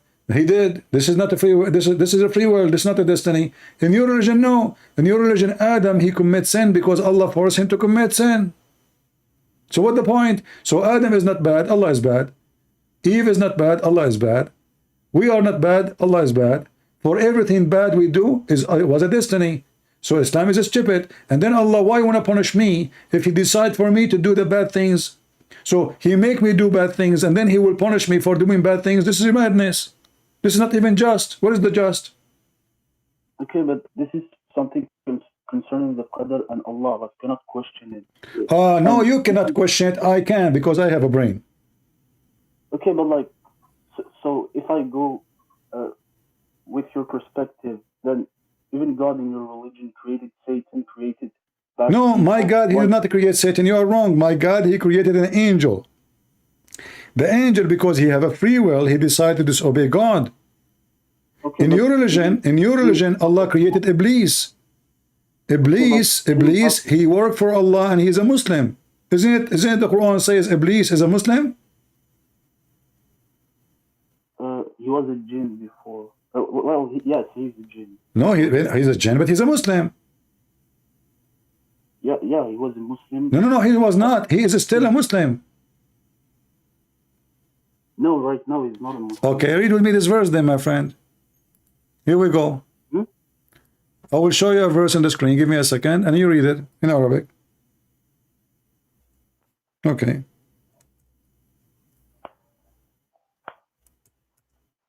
How Shaitan is not a Muslim. Chapter 15, verse number 39. Read it for me in Arabic.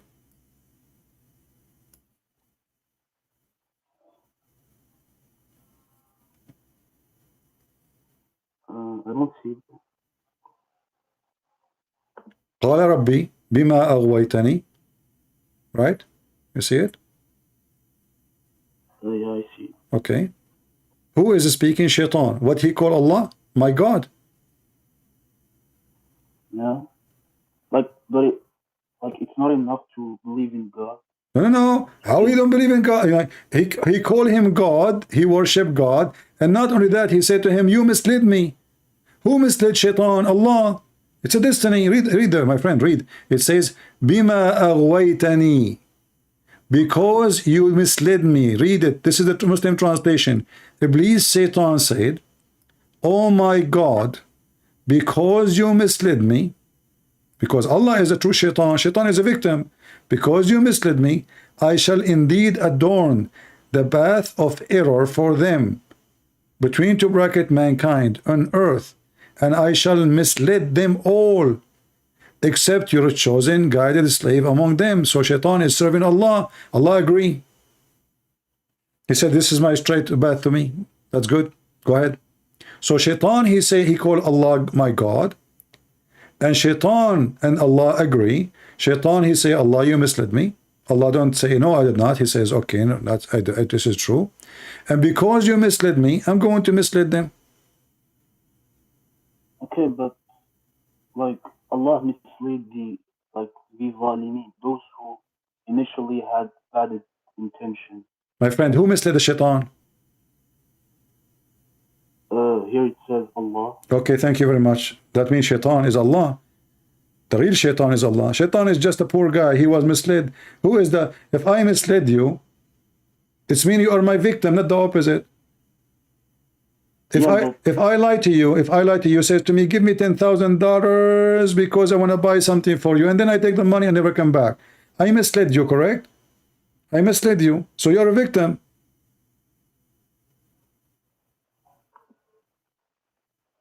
So Shaitan in Islam is a victim of Allah. The real Shaitan is Allah. Iblis is a poor guy. He is still believing Allah, even though after he misled him, because he have no choice. He believe in Allah. He worship Allah. And he said to Allah, okay, as this is what you wish, you misled me, I will mislead them. Allah, he says, good for you. Go ahead. And they made an agreement. I will mislead only those who they are not chosen by you. Which is very stupid, because how you can mislead someone? He is already misled, because the one is chosen by you already. It says, except illa ibadaka minhum al-mukhlisin, except your slave among them. Well, but how you misled someone? He is not a slave of Allah. You cannot mislead him, because already you are misled. If somebody is not a Muslim, how he will mislead him? He is not a Muslim already. He is misled already. I mean, the statement is written by a mentally ill person. How I can mislead someone? He lost the way already. Isn't it Islam is the true way? Okay, so I will mislead those who they are not Muslims. Okay, but those are misled. In order to mislead somebody, he have to be now in the state of not misled. If he is already misled, you cannot mislead somebody is misled. Like you say to somebody, I want to make you have cancer, but the guy already have cancer. So you do not give him a cancer, he have cancer already. So Shaitan will mislead those who they are already misled. That is stupid. But like, is it problematic for you that God can mislead? My friend, your God, it's not a problem for me, it's a problem for you, because you will go to hell. Your God cannot mislead me. So now we confirm that your God is a devil, because God, he guide. God don't mislead. Jesus, he said, I came for the sick, not for the healthy. What does that mean? The sick, he's not a doctor coming, he's opening hospital. No, he came for the one is misled, so he can lead them, not the opposite. Your God, he come to mislead. Everyone is misled in the world is misled by Allah, because Allah misled Shaitan, and then Shaitan, he misled everybody else. But because we believe in destiny as a Muslims, now we believe that Shaitan and a human being, they are misled by Allah anyway. Like, I think even God in either in Judaism or Christianity also, I think he misled as well. No, You know, I can give you an example how God can mislead. As an example, a Muslim is coming to kill me. A Muslim is coming to kill me. God can mislead them by their evil, which means he will not make them successful to kill me.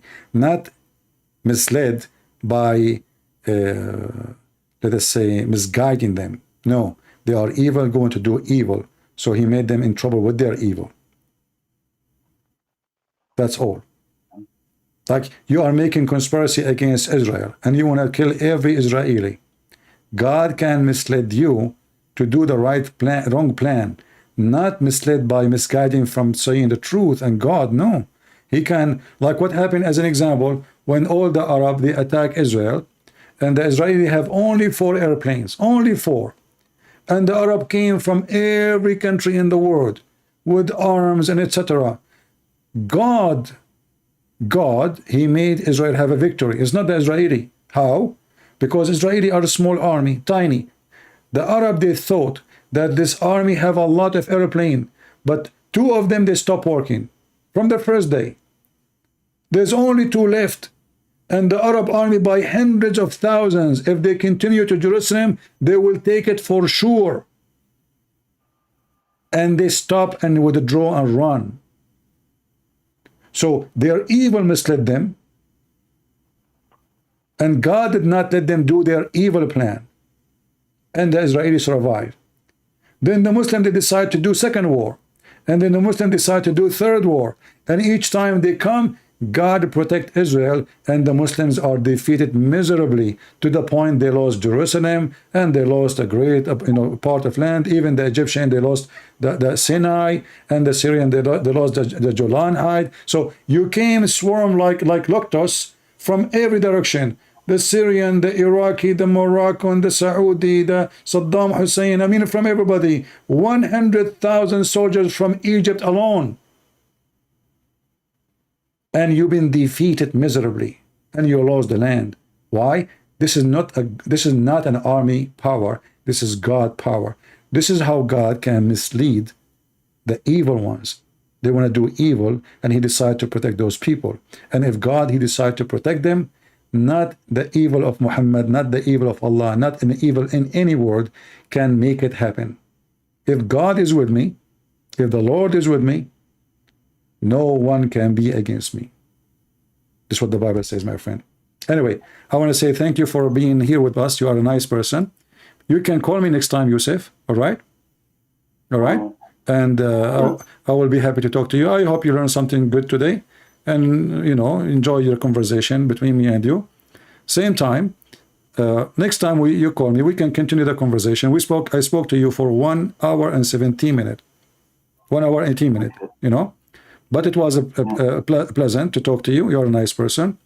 And if you have a sheikh, would like to join us, I will be happy. You are an Arab. Sure. Can I know from which country you are? I'm from Algeria. Algeria. Can you invite a sheikh, big sheikh from Algeria to join us? I mean, I'll see. But I don't know shuyukh that know English very well. Oh, you can translate if you want. I mean, they can. I'm sure they will find somebody. You can find somebody, and if you don't, you know, we can like translate. You can translate what he's saying, you know, because I would like to see a sheikh supporting you, because I know that, you know, no sheikh can make any difference for me. Islam will lose miserably. Islam is not even a religion. Islam is just a hocus pocus collection of stupid things, as you see, and wherever you go, Islam does not make sense. And now we find that even shaitan is a victim of Allah. So what shaitan is? There's no shaitan in Islam. Allah is shaitan. Allah is the real shaitan. So why in the world, Yusuf, you want to follow shaitan, my friend? You are a nice person. Why in the world you want to follow a person? He make you in a destiny commit sin, and then he want to punish you for a destiny he decide for you. I mean, you come up to this conclusion by your interpretation. No, I'm not. I'm just reading your Quran. It's not my conclusion. Allah is shaitan. Shaitan is a victim. The word shaitan does not fit with the Iblis. Iblis, he did nothing. Iblis was misled. My friend, if I misled you, my friend, if I go to a school and I am a teacher, and then I misled my student, who is the one is bad, the student or the one misled them? Yeah, but right now you told me that Shaitan misled the Shaitan? No, shaitan, he don't mislead shaitan. Allah misled shaitan. Allah misled shaitan, and that make Allah is the shaitan. The true shaitan is Allah. Shaitan is a present what? Shaitan presents someone he misled. Do we agree?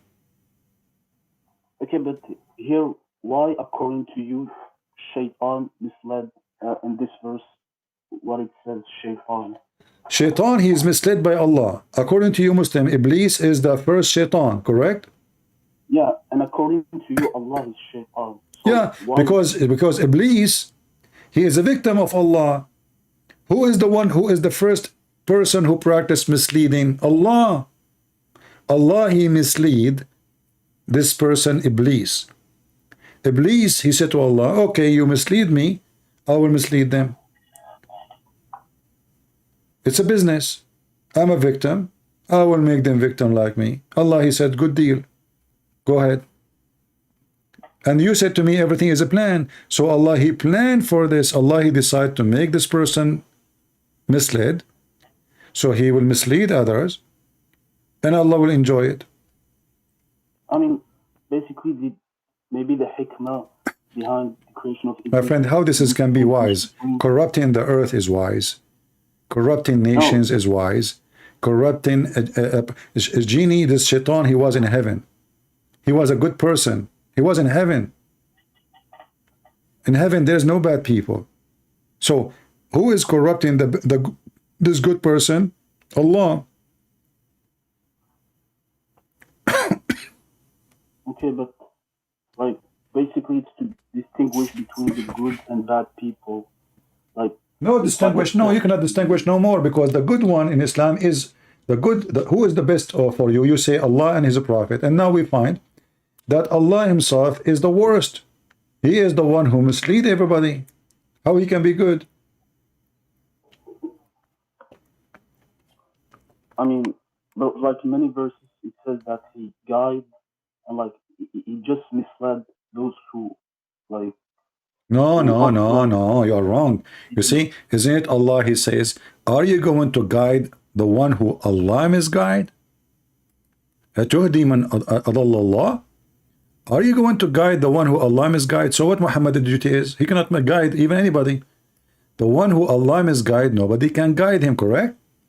So the Quran confirmed, this is why my books, I don't know if you have my book, you can read it, Deception of Allah. I have Quran and Science, Sex and Allah, you can read them, all my books. So, أَتُهْدِي مَنْ أَضَلَّ اللَّهِ, are you going to guide the one who Allah mislead? So, how you will guide somebody Allah mislead? Well, okay. That means nobody can be guided. Because Allah is a shaitan. And Allah actually is more shaitan than shaitan himself, because nobody can guide the one. If somebody is hypocrite, who guide him? Allah. If somebody is disbeliever, who misguide him? Allah. Chapter 4, verse number 88, it says, do you want to guide him who Allah misled? Adal, you know what adal mean, right? He did lie to. He did fool. He misled, he sent astray. Are you going to guide the one whom Allah sent astray or misguide or misled? And he whom Allah made go astray or misled, you will never find for him any way, between two brackets, of guidance. Your God, my friend, is the devil himself. Sad to say. And I'm here trying to save you, but it's up to you.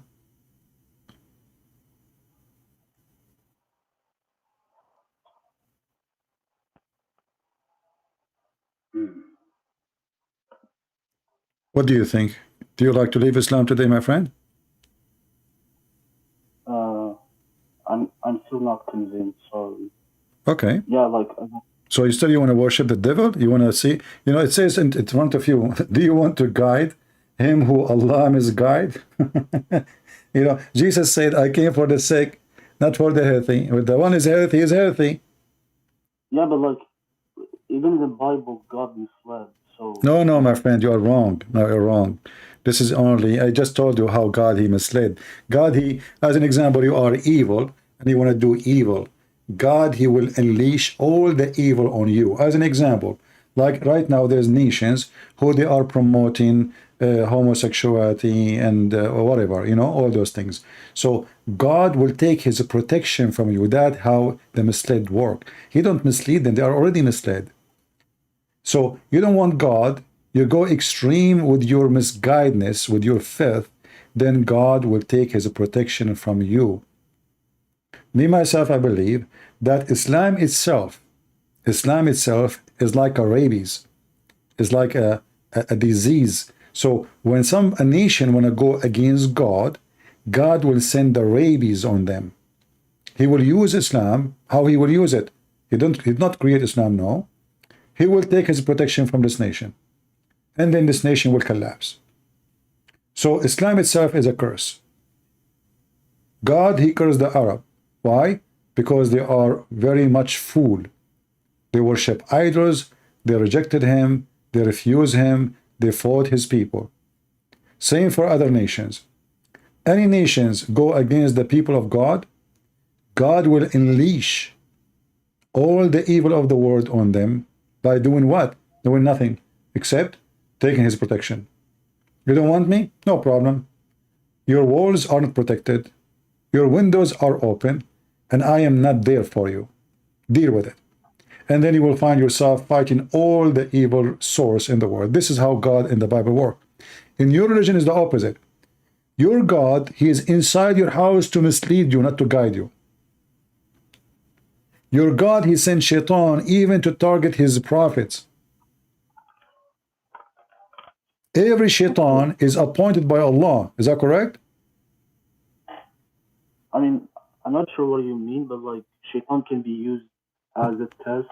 No. Shaitan is an employee for Allah. What test? Test? I mean, do we need to be tested every day? I mean, we are. That's it.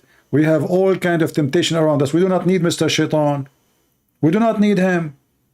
We can be tested by money. We can be tested by sex. We can be tested by power. We do not need Shaitan to test us. There's tests around us every day. But Shaitan in the Quran is appointed by Allah. Is that correct? I'm not sure what you mean by appointed. Isn't it Allah says that Allah وَكَذَلِكَ جَعَلْنَا لِكُلِّ نَبِيٍّ عَدُوًّا شَيَاطِينُ الْإِنسِ وَالْجِنِّ. We made for every prophet enemies from shaitans and from mankind. Who is the one who appointed them? Allah. So even if somebody is against your prophet, is appointed by Allah. Even if Shaitan is against your prophet, is appointed by Allah.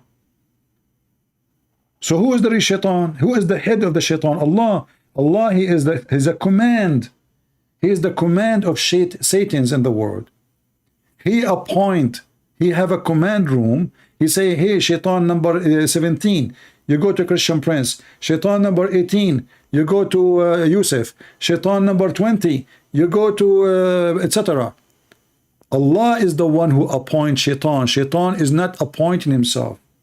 He's not doing voluntarily. Shaitan is sent by Allah. He worked for Allah. Okay, look, let me explain. Basically, how I believe is that the shayateen, are in earth, as I said, as ibtila, or to distinguish the believer from a non-believer, and also, so in this case, why Allah... My friend, doesn't matter. You see, you're not listening. Yusuf. Yeah, Yusuf. Ya Khoy. Isma. It doesn't matter. It's a test or not. Still, Shaitan is a victim. Shaitan, he have no choice. Allah sent him.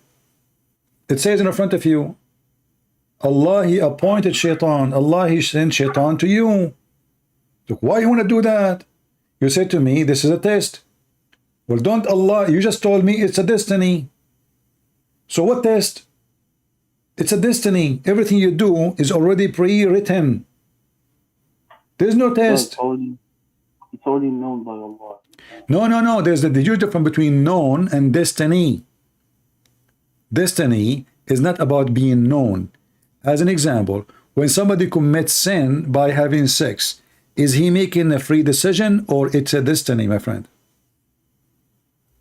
I mean, it's his free will according to... No, that's false. There's no way in Islam it says that. Read with me.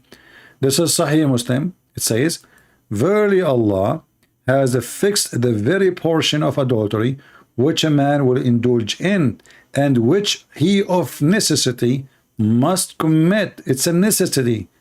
The adultery of the eye, the lust of look, etc., blah blah blah blah, and the intercourse will confirm. But it's what? It's a desire made by Allah and destiny of action in a very portion, which means when you look, Allah He wrote it for you. When you touch, Allah He wrote it for you. When you have intercourse, it is written by Allah. It's not your choice. Yeah, it's written, but it's still a free will. No, how it's free will? It says the very portion. Okay, let me ask you. Even though I lost my voice. When Adam committed sin, did Adam commit sin in the heaven by his will, or it was a destiny? Both. It can't be both. Either it's my will, or it's either it's the will of me or the will of God. Yeah, look, basically there are three types of Muslims. There are the Qadariyah. No, don't tell me three Muslims. I don't care about three Muslims. There's no three Muslims. There's Islam only. I don't believe in this garbage. So tell me, when Adam he did, is your prophet, he's one of the three too? Your prophet is your prophet. So your prophet described the sin of Adam. Adam did not choose to commit sin. Moses, he said to Adam, he said to Moses, sorry, Musa says to Adam, because of you, Adam, we are out of heaven. Musa says to him, answering, Adam said to him, do you blame me for something Allah He wrote for me in my destiny 40 years before my creation? So what Moses is saying, you know what? Because of you, we are out of heaven. What Adam saying back? How you blame me? Are you stupid or what? Don't you know that this was a destiny? So what it says clearly that you cannot blame Adam for his sin, for the sin was nothing but the plan of Allah. It was a destiny. And your prophet said that Adam he overcome Adam, and he repeat that 3 times. So Adam overcome Moses by his argument. What is the argument? Can you blame me for something written in my destiny 40 years before my creation? So, you know, when Muslims do not even understand what we are talking about, because nobody want to read, nobody want to study, nobody want to go deep in what he's saying. It's a destiny. It is not a choice of Adam. And Adam saying to him, you, Moses, you say that you are the one who Allah spoke to him. You blame me for what Allah wrote for me, which I have to commit. So we cannot blame Adam for his sin according to Islam, because it was not his sin. If it is his free will, then we can blame him.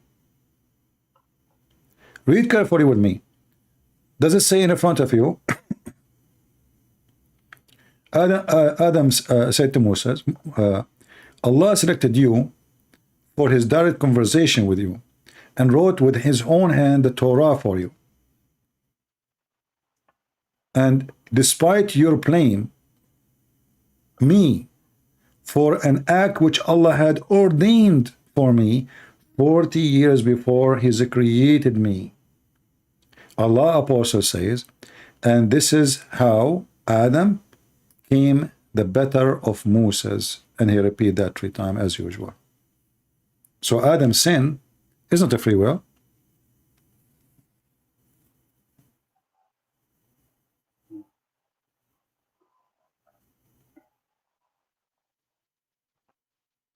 And your sin is not a free will. What goes for Adam goes for you. Yeah, but like in this case, it wasn't like the I believe, if I remember, I think Sheikh Islam said about that in this case, it isn't really a sin coming from Adam. It's a calamity that was already like Destiny. installed by. Okay, but this is evil, this is stupid. So why Allah kicked him out from heaven? And why Musa's a Muslim prophet, yet he don't understand how Muslims they say Musa is a prophet, yet he don't understand what Adam is saying.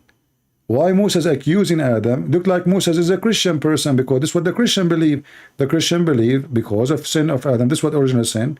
Because of Adam's sin, free will, by free will, he was kicked out, and we are his children, so we are out. We are born out.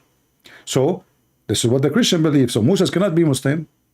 For Musa, and this is after death, Musa and Adam are debating in heaven. So Musa, he spent his life as a Muslim according to Muslims, and yet he don't understand that this is destiny. Adam teaching Musa's. Allah never taught Musa's. So now, because we know that Adam and Musa never met, how they will meet? Where they met now? This is in heaven supposedly. Musa's and Adam, which is very funny, because according to Muhammad, every prophet is dead, and he will be the first one to be resurrected. So why Musa's and Adam are in heaven now? Stupid story. But anyway, the more your prophet he speak, the more he make disaster, and the more we help us to make Muslims agree to leave Islam and save them. And I hope, my friend, you will be saved and you will leave Islam soon. As you see, this is stupid. Why I'm going to be punished for a sin? It's a destiny. There's a video of Mufti Menk, you can watch it. Search Destiny Mufti Menk. You will see, speaking about a thief brought to the Caliphate Umar. The thief, he said to the Caliphate, why you want to punish me for something written in my fate, in my destiny? Mufti Menk, he says, the Caliphate Umar was smarter than him, and he said, well, it is a destiny for you to steal. It's a destiny for me to punish you. Madness. And even Mufti Menk, he said, this is a good argument if you look at it. Very good argument. Why I want to be punished? It's a destiny. So the thief is not a thief. The adulteress is not adulteress. The kafir is not kafir. For this is destiny, and Allah playing with us.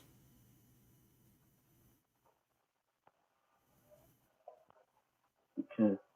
But again, as I said, like, you didn't let me explain the Okay, my friend, you can explain to me next time we go live, because it's getting very late for me. It's almost 12 p.m. So I'm here for many hours, and my throat is really hurting. So I'm happy to talk to you, my friend. You can call me next time. Anytime I go live, feel free to text me and I will call you. All right? Not sure. All right. Take care, Yusuf. Good night. Bye-bye. Maybe we have another Muslim. Okay, let's take this Muslim for maybe 15 minutes. It's getting late here.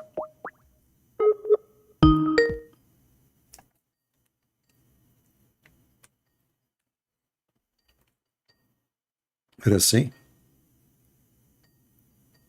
The one who called himself Mayazi. Mayazi, answer, please.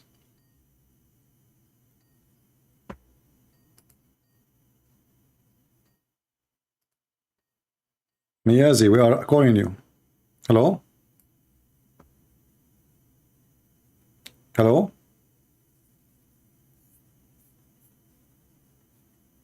Hello? Are you going to talk or no?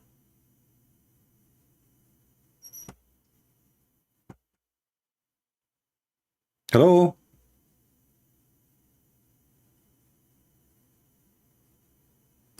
Yes, I hear you. Go ahead. Hello. I hear you. Go ahead. Okay. Are you a Muslim? I don't even know. Are you a Muslim? Yeah. All right. What do you want to say to us? I'm Muslim. Okay. Muslim, born Muslim. All right. Chose to be a Muslim because Islam makes sense to me. Okay, let us talk about what makes sense then. What makes sense for you? What the word sense mean? Yeah, because when you say something, the concept of God is just one. You need not, it's basic. Three doesn't equals to one because it's basic. Basic, It's okay. basic that So your three God is one what? doesn't Your God is one what? one God. Okay, The creator if there is of one heaven God, and that earth. means there is two God or one God. You said he's one God. So why he is one if there is only him? That means there is no need for the word one. It's not three If I say one equals to car, one if I say because one car, you don't need. okay, okay. I want to show you a verse. I want you to help me because I'm not smart like you. And as long as you understand sense and what makes sense, so you will help me what makes sense here. Allah, he said, if I would like to take a wife or a partner, I will take the partner from ourself. If Allah is one, how Allah will marry a woman from ourself? If there is women from his kind? You say? If Allah is one, you said to me, Allah makes sense to be one God. Yeah. Okay, so how Allah, he says, if I intended to take up a woman, a wife, to make me have a son, etc., we should surely have taken it from us. Allah, if he is one, and he want to take a partner now, and he will a partner from us, how Allah will partner with us if he is one? Go ahead, I'm listening. This is chapter 21, verse number 17.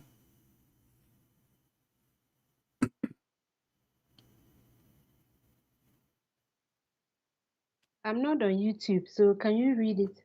You can search in your phone, chapter 21, verse 17. I just did read for you. I just did. It says, had we intended to take a pastime, i.e., a wife or a son, etc., we could surely have taken it from us. Let me check the verse.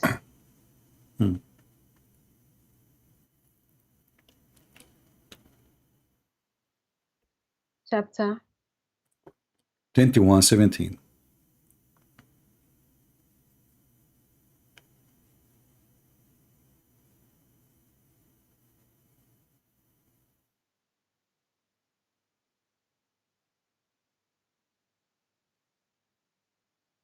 It doesn't say here about a partner. No, it says, read it. He will take a wife. What is a wife? Wife. There's no a partner here. I've not seen any partner. Okay, can you read for me what it says? Can you read? Okay, read for me. It says what? Wife. Is a wife is a partner? Is your husband is your partner? Let me open it. Huh? Had we intended to take an amusement, Amusement, we have found okay. it in our Okay, what is the amusement he will take? He will take it from us. amusement it doesn't mean wife. Doesn't mean wife. So why you Muslims say it's wife? But you are Arabic speaker, so you should know best. If it's not wife, I know, no, I know. This is why it says wife. The word lahu in Arabic. Listen, the word lahu is not amusement. This is stupid translator. Lahu in Arabic is a word mean women. Women who is lousy, a hooker. Woman is not a nisa. No, the word lahu. No, nisa is different word. You are ignorant in Arabic. I can show you. Okay, listen. I know, but we don't want to waste our time. We don't want to waste our time. The translation in front of me is made by Muhammad Hilali and Muhammad Khan. Why Muhammad Hilali and Muhammad Khan saying wife, etc.? If it is not women. The translators. Okay. They translate what they want. It doesn't mean that that is what the Quran no problem. says. What about we go to the scholars? The scholars say women too. The scholars they say. The Quran says. No, see, listen. Don't waste my time. Are you a kid? Are you a kid? Are you going to start arguing now like you are the scholar and the scholar are stupid? They don't know Arabic, and you are the one who can correct them. If you want to do that, don't waste my time, please. So when the scholars they say no, I'm asking you why the scholars, why Ibn Kathir, Al-Qurtubi, Al-Jalalain, etc. They say it's a woman, and why they would do that. Give me a reason. Go ahead. So do I have to follow the scholars or follow the Quran? We are following the Quran. The Quran say women. The word lahu, I just told you. I'm not seeing any women here. No, you don't know because you are an ignorant. You don't speak Arabic. The word lahu is the language of the Arab for women who will have fun with.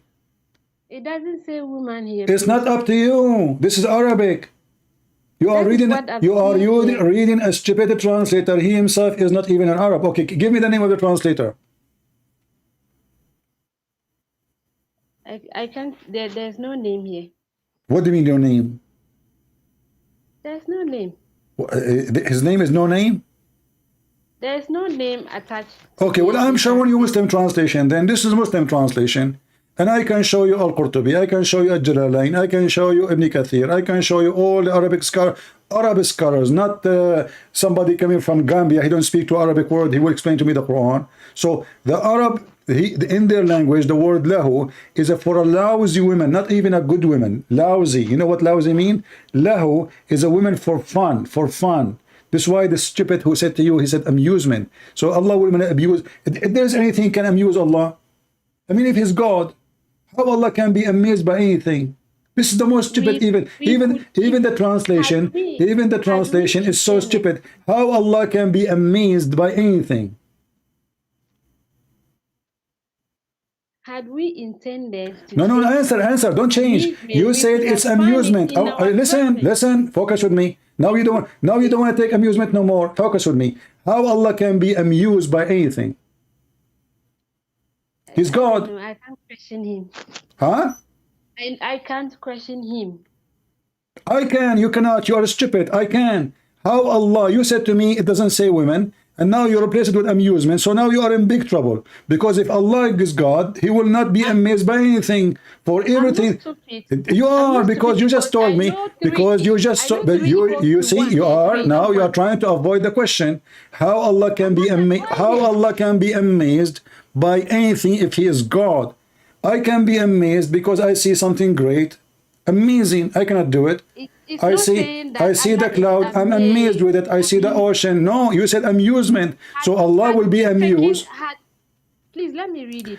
Had we intended to take you did read it already. Don't waste my time. Don't waste my time. Don't waste my time. You said amusement. What amusement mean? I don't know what it means. Okay, take care. She don't know what amusement mean. She insists it's amusement, and now she do not know what amusement mean. I mean, you see, my job is the hardest job in the world. No, it doesn't say women. It says amusement. No, it says women. No, it says amusement. No, it says women. No, it says amusement. Okay, amusement. And now she do not know what amusement mean.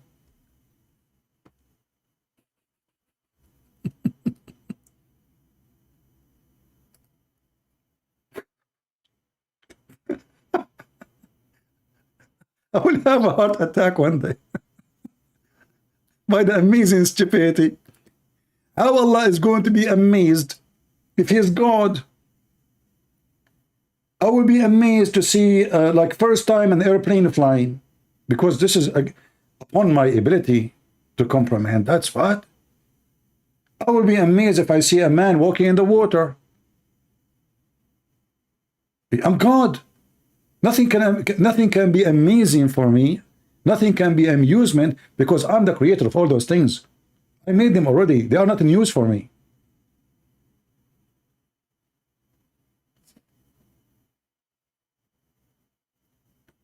I believe that the most severe punishment for a smart man is to speak to stupid people. This is a death penalty. Like to put a person in one room with a bunch of stupid people, he is dead every day 1,000,000 times.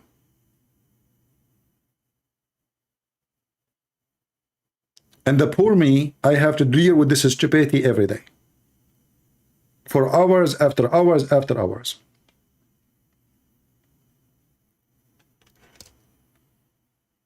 So now she got happy, it's amusement.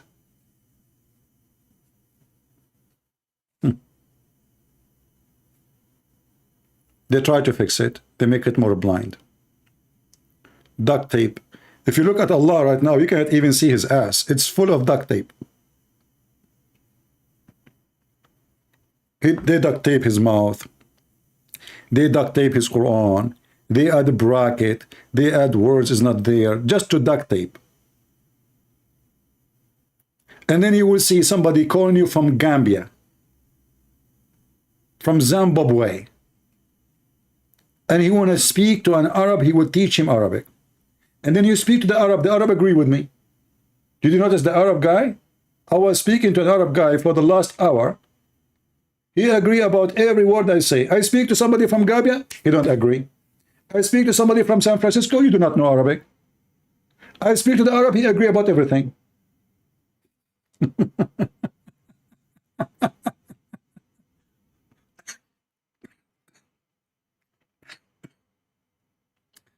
Sorry guys, my throat. I can't talk no more. My throat really hurt. All right. You see, like, it's really astonishing, and it's very sad at the same time. Allah is one. Who cares if he's one or two? I mean, the Hindus, they have millions of gods, but every sect of them believe in one God. The Buddhists believe in Krishna. So what? One God, we have one God, makes sense. What it makes sense? Shaitan is one God too. Iblis is a God for many people. He's one God. You Muslim, you think you have a privilege because you believe in one God. You don't believe in any God.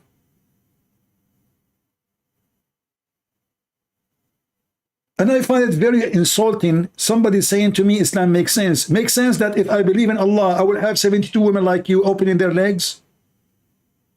That makes sense? I will have 80,000 little boys to serve me? Makes sense in heaven I will have slaves? Even in heaven there's a slavery? And just? And the slaves are babies, children's? It makes sense that my penis will be endless. Why? I will not be able to see you. So Allah will put you in the other side of the galaxy and my penis will go all the way to you, going through you. Islam makes sense. It makes sense that, Sulaiman, he have a flying carpet and he dies standing and nobody noticed him for a year. It makes sense that Shaitan, he F all the wives of Sulaiman because he took his ring. It makes sense that Sulaiman, he have a diving shaitans. I thought Shaitan is a shaitan. No, they work for Sulaiman. It makes sense that Sulaiman have a statues in his building, in his temple. It makes sense that his wife, she gave her ring, the ring of Sulaiman, to Shaitan when he was going to the bathroom. It makes sense that Sulaiman, after he lost his kingdom, he found his ring in the belly of the fish. A Muslim talking about what makes sense and what make no sense. It makes sense that Zulqarnain, he found the sun set in murky water. He found where the sun rise.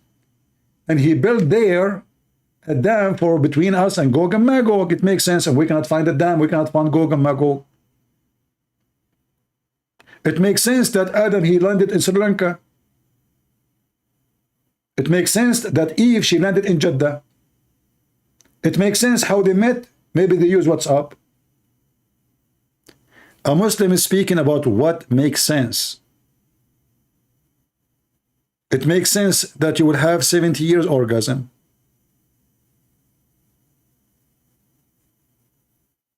It makes sense that in the heaven there is a bazaar which is sold nothing there except images of men and women, which mean Muhammad promoting homosexuality. And if the man he like an image, he enter it and he boom boom with it. It makes sense that Allah will give you in the heaven a penis will never go limp. It makes sense. It makes sense that Allah created him from the sweat of horses. It makes sense that Allah will resurrect us by the semen coming from ejaculation coming from his chair. And you will see the guy here, if you see this video of Mufti Layth, he was dying laughing using the umbrella. If you see this umbrella here in my intro, this guy was holding the umbrella. Do you know why? Because he was speaking about the hadith which Yasir Qadi was teaching, that Allah will ejaculate. Allah will ejaculate and he will resurrect people. So the guy, he opened the umbrella. It makes sense.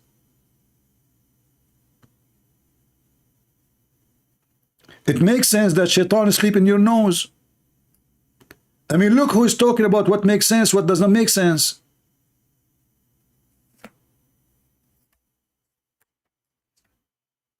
Believe without understanding. The brother asked a very important question that most of the scholars say that listening to music, watching movies, and most of the television programs, they're haram. So how can we have fun? Let me tell you, brother, at the outset that having fun is permitted in Islam as long as the fun is halal fun. That the standard narrative has holes in it. The Prophet tells us because Satan or the devil sleeps over our nostrils. Those who oversleep and not pray Fajr on time, Satan urinates in their ears. I really do think Jesus was crucified. Shaitan, he urinate in their ears. It makes sense. Shaitan is sleeping in your nose. Shaitan, he round himself around your penis. Shaitan, he do your wife when you do intercourse with her if you don't say the prayer. Shaitan, he play with your anus if you go in the bathroom, if you enter with the right foot and you don't say the prayer. Shaitan, he go inside your wife vagina. Shaitan, he set fire in her pubic area. I mean, can you believe it? A Muslim, he called a TV, telling them what's happening to his wife. He opened the door slowly. He saw his wife touching herself. The sheikh, they said to him, and he said he saw fire in her pubic area. Fire! The sheikh, he said to him, brother, listen to me. You need to read Quran, brother. Your wife, she is sleeping with the genie. And that fire in her pubic area because he is made of fire. I mean, the woman, she is horny. The guy is not doing his job, obviously. The woman, she is touching herself. The Muslim gave him a solution. Read Quran. Play Quran in the house. Recite the chapter of the Kursi upside down. The woman is touching herself naked. The husband opened the door. The solution is what? Play Quran. Makes sense? And I want to know how in the world the fire started there. I mean, there's no lies in the story. He saw a fire in her pubic area, brother. How many of you saw a fire in your wife bushes? That's why you have to trim it, to avoid the fire. You know what? I want to go, but just let me show you this. Hold on.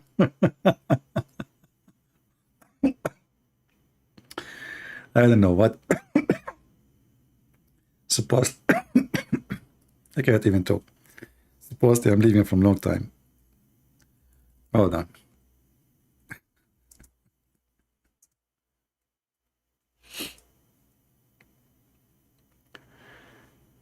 Oh boy.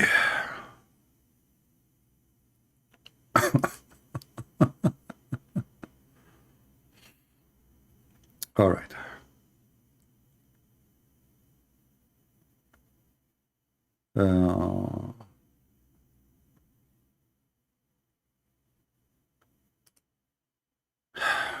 I'm trying to find this web page.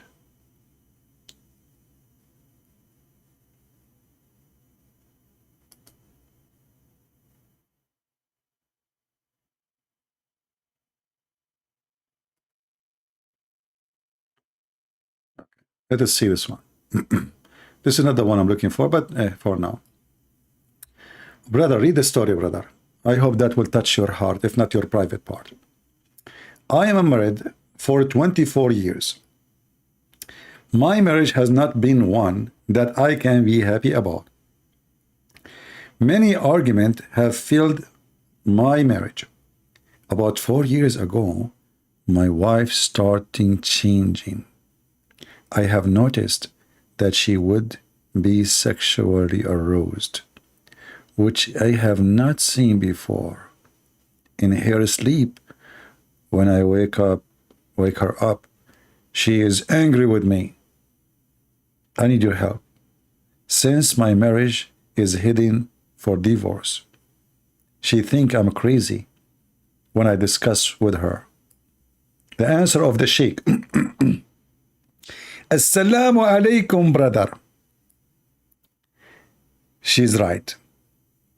In the sense of sexual dream, like nightmare, are a dream, illusion, hulm, from shaitan only, in the sense of inspiration, not in the sense that shaitan effect something in someone.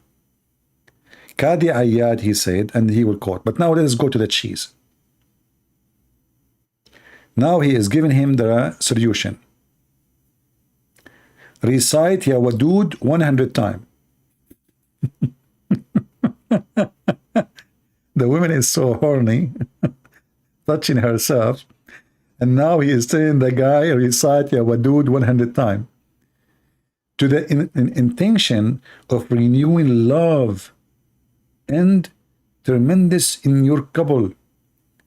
24 years proving friendship, partnership, and love of high order, regardless of what shaitan would like you to think. So think of good things that have filled your life together. Okay.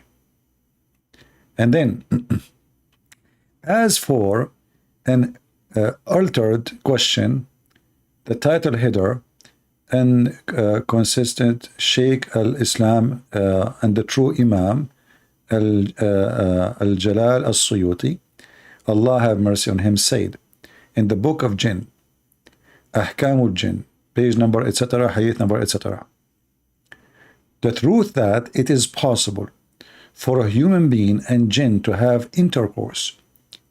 And At-Talabi mentioned in his tafsir that in the meaning of and be, O Iblis, partner with their human being. That is a verse in the Quran. And wealth, chapter 17, verse number 64. Al-Hakim al-Turmudi, he said in etc. reference, and Ibn Jarij in reference, narrated that Mujahid said, when a man have intercourse with his wife and does not name Allah, the jinn will coils around his orthra, which means the top of the penis, right? And has intercourse along with him. That is the meaning of saying of the Most High that they will talk partner with their kids. So shaitan, he will be doing with your wife if you don't say the prayer. And now the shaitan, he will be the one doing your wife because he's in the top of your penis. It's not you. And then the baby will be his son, not your son. Al-Baghawi in his tafsir said, Ibn Abbas, blah, blah, blah, blah, blah, or the Al-Mugharribun are the sons of jinn. Those are the homosexual. So a Muslim trying to find why there is homosexual. The answer is, this is because a person, he have sex with his wife, he did not say, Allahumma jannib ash-shaytana wa ma razaqtani, blah, blah, blah, blah. So the prayer in Arabic. And then because they did not say it, the homosexual, they are born because shaitan, he was doing the women, boom, boom, and the baby became a homosexual. Allah and his messenger forbid that a man have intercourse with his wife during her menses. When he does, shaitan is that there before him, and she may get pregnant and will give birth to mukhannath, for a homosexual. Now we understand how homosexuality is coming to earth. Do you understand? Islam makes sense. Shaitan have sex with your wife. I mean, there's other stories. If I find them, you will die laughing, you know.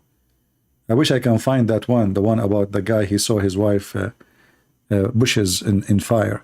This is why if you are married, you have to get like a fire distinguish. You know, you never know. You go inside the bedroom, your wife, she's on fire, the bed will be in fire, the house will be in fire, and all of that starts from her vagina. Vagina are a very dangerous part. You know, this is where the fire started. Actually, there's many reports by the fire department, like people, they claim insurance. If the fire started from the vagina, your company, they will not pay you. I'm warning you. because this is a human error, not an act of God. The husband is not doing his job. The woman, she sleep with the Muslim genie. The genie, he is made in fire. He set her bushes in fire. She cannot stop the fire. Too late. The sheet go in fire. The bed go in fire. The husband go in fire. And nice to meet you in fire. You know? And then this lady, she called me and say Islam makes sense. It makes sense. And then if you open the books of tafsir, you will find that Shaitan, he himself, Shaitan, he have a penis in the right thigh. He have a vagina in the left thigh, and then he would do nukah to his this by this, which means he enter his penis, enter into his vagina, and then he lay 10 eggs. And from every egg, there is 72 shaitan and shaitana, which means male Satan and female Satan. And she is talking about what makes sense.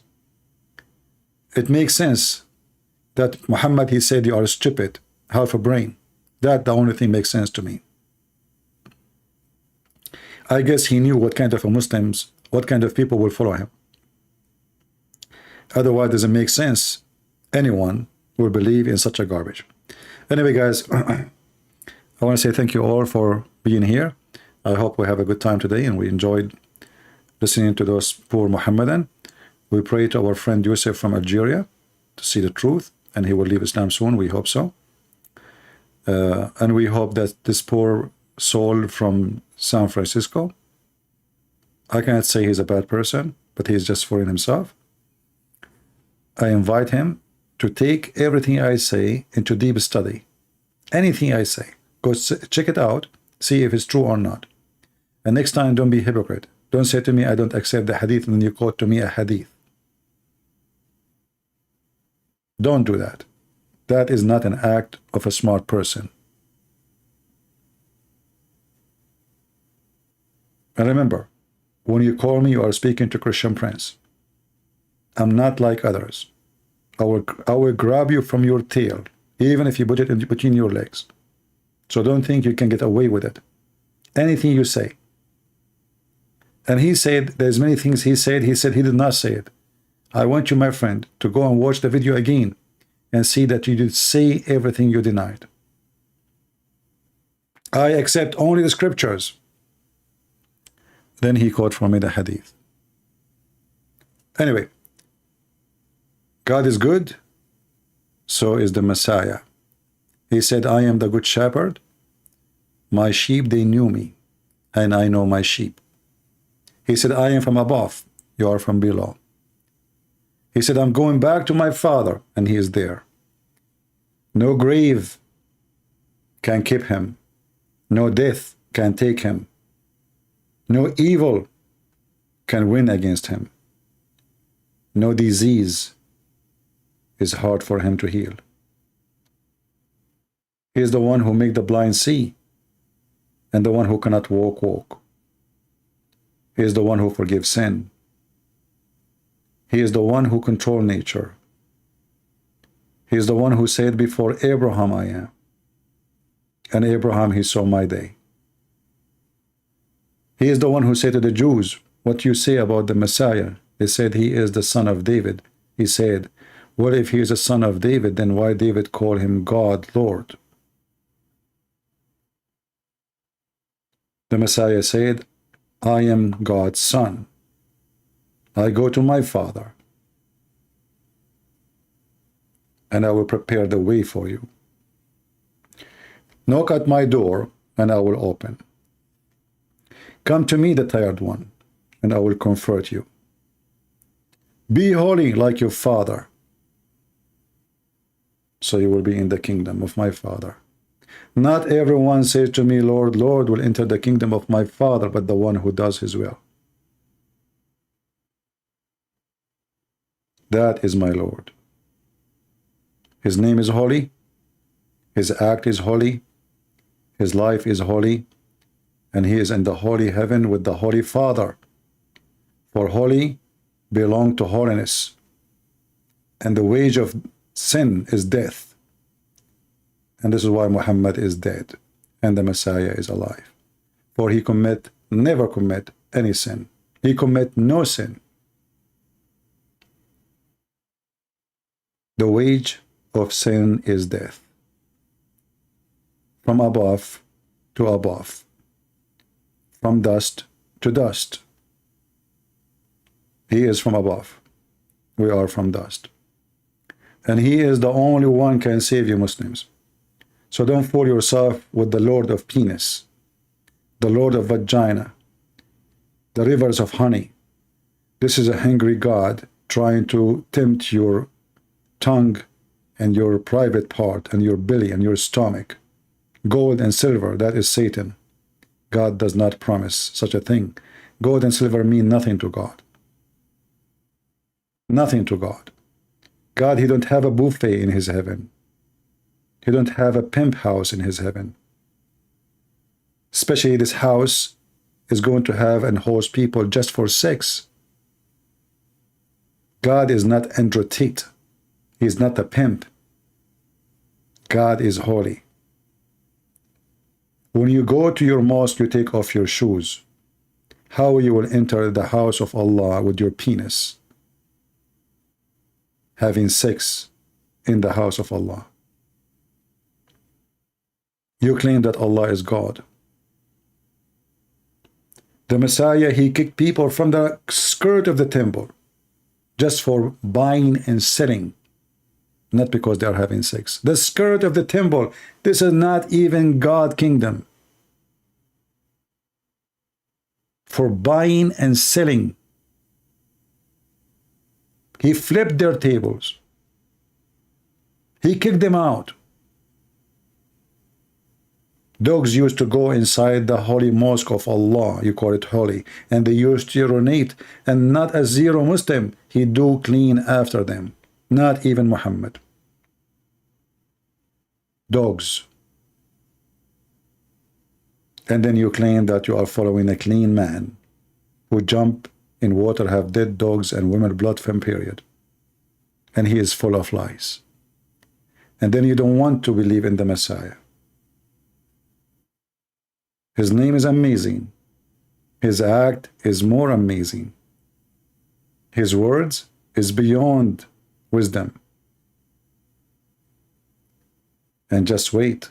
When he come, and he will send you with your prophet to hell if you don't repent.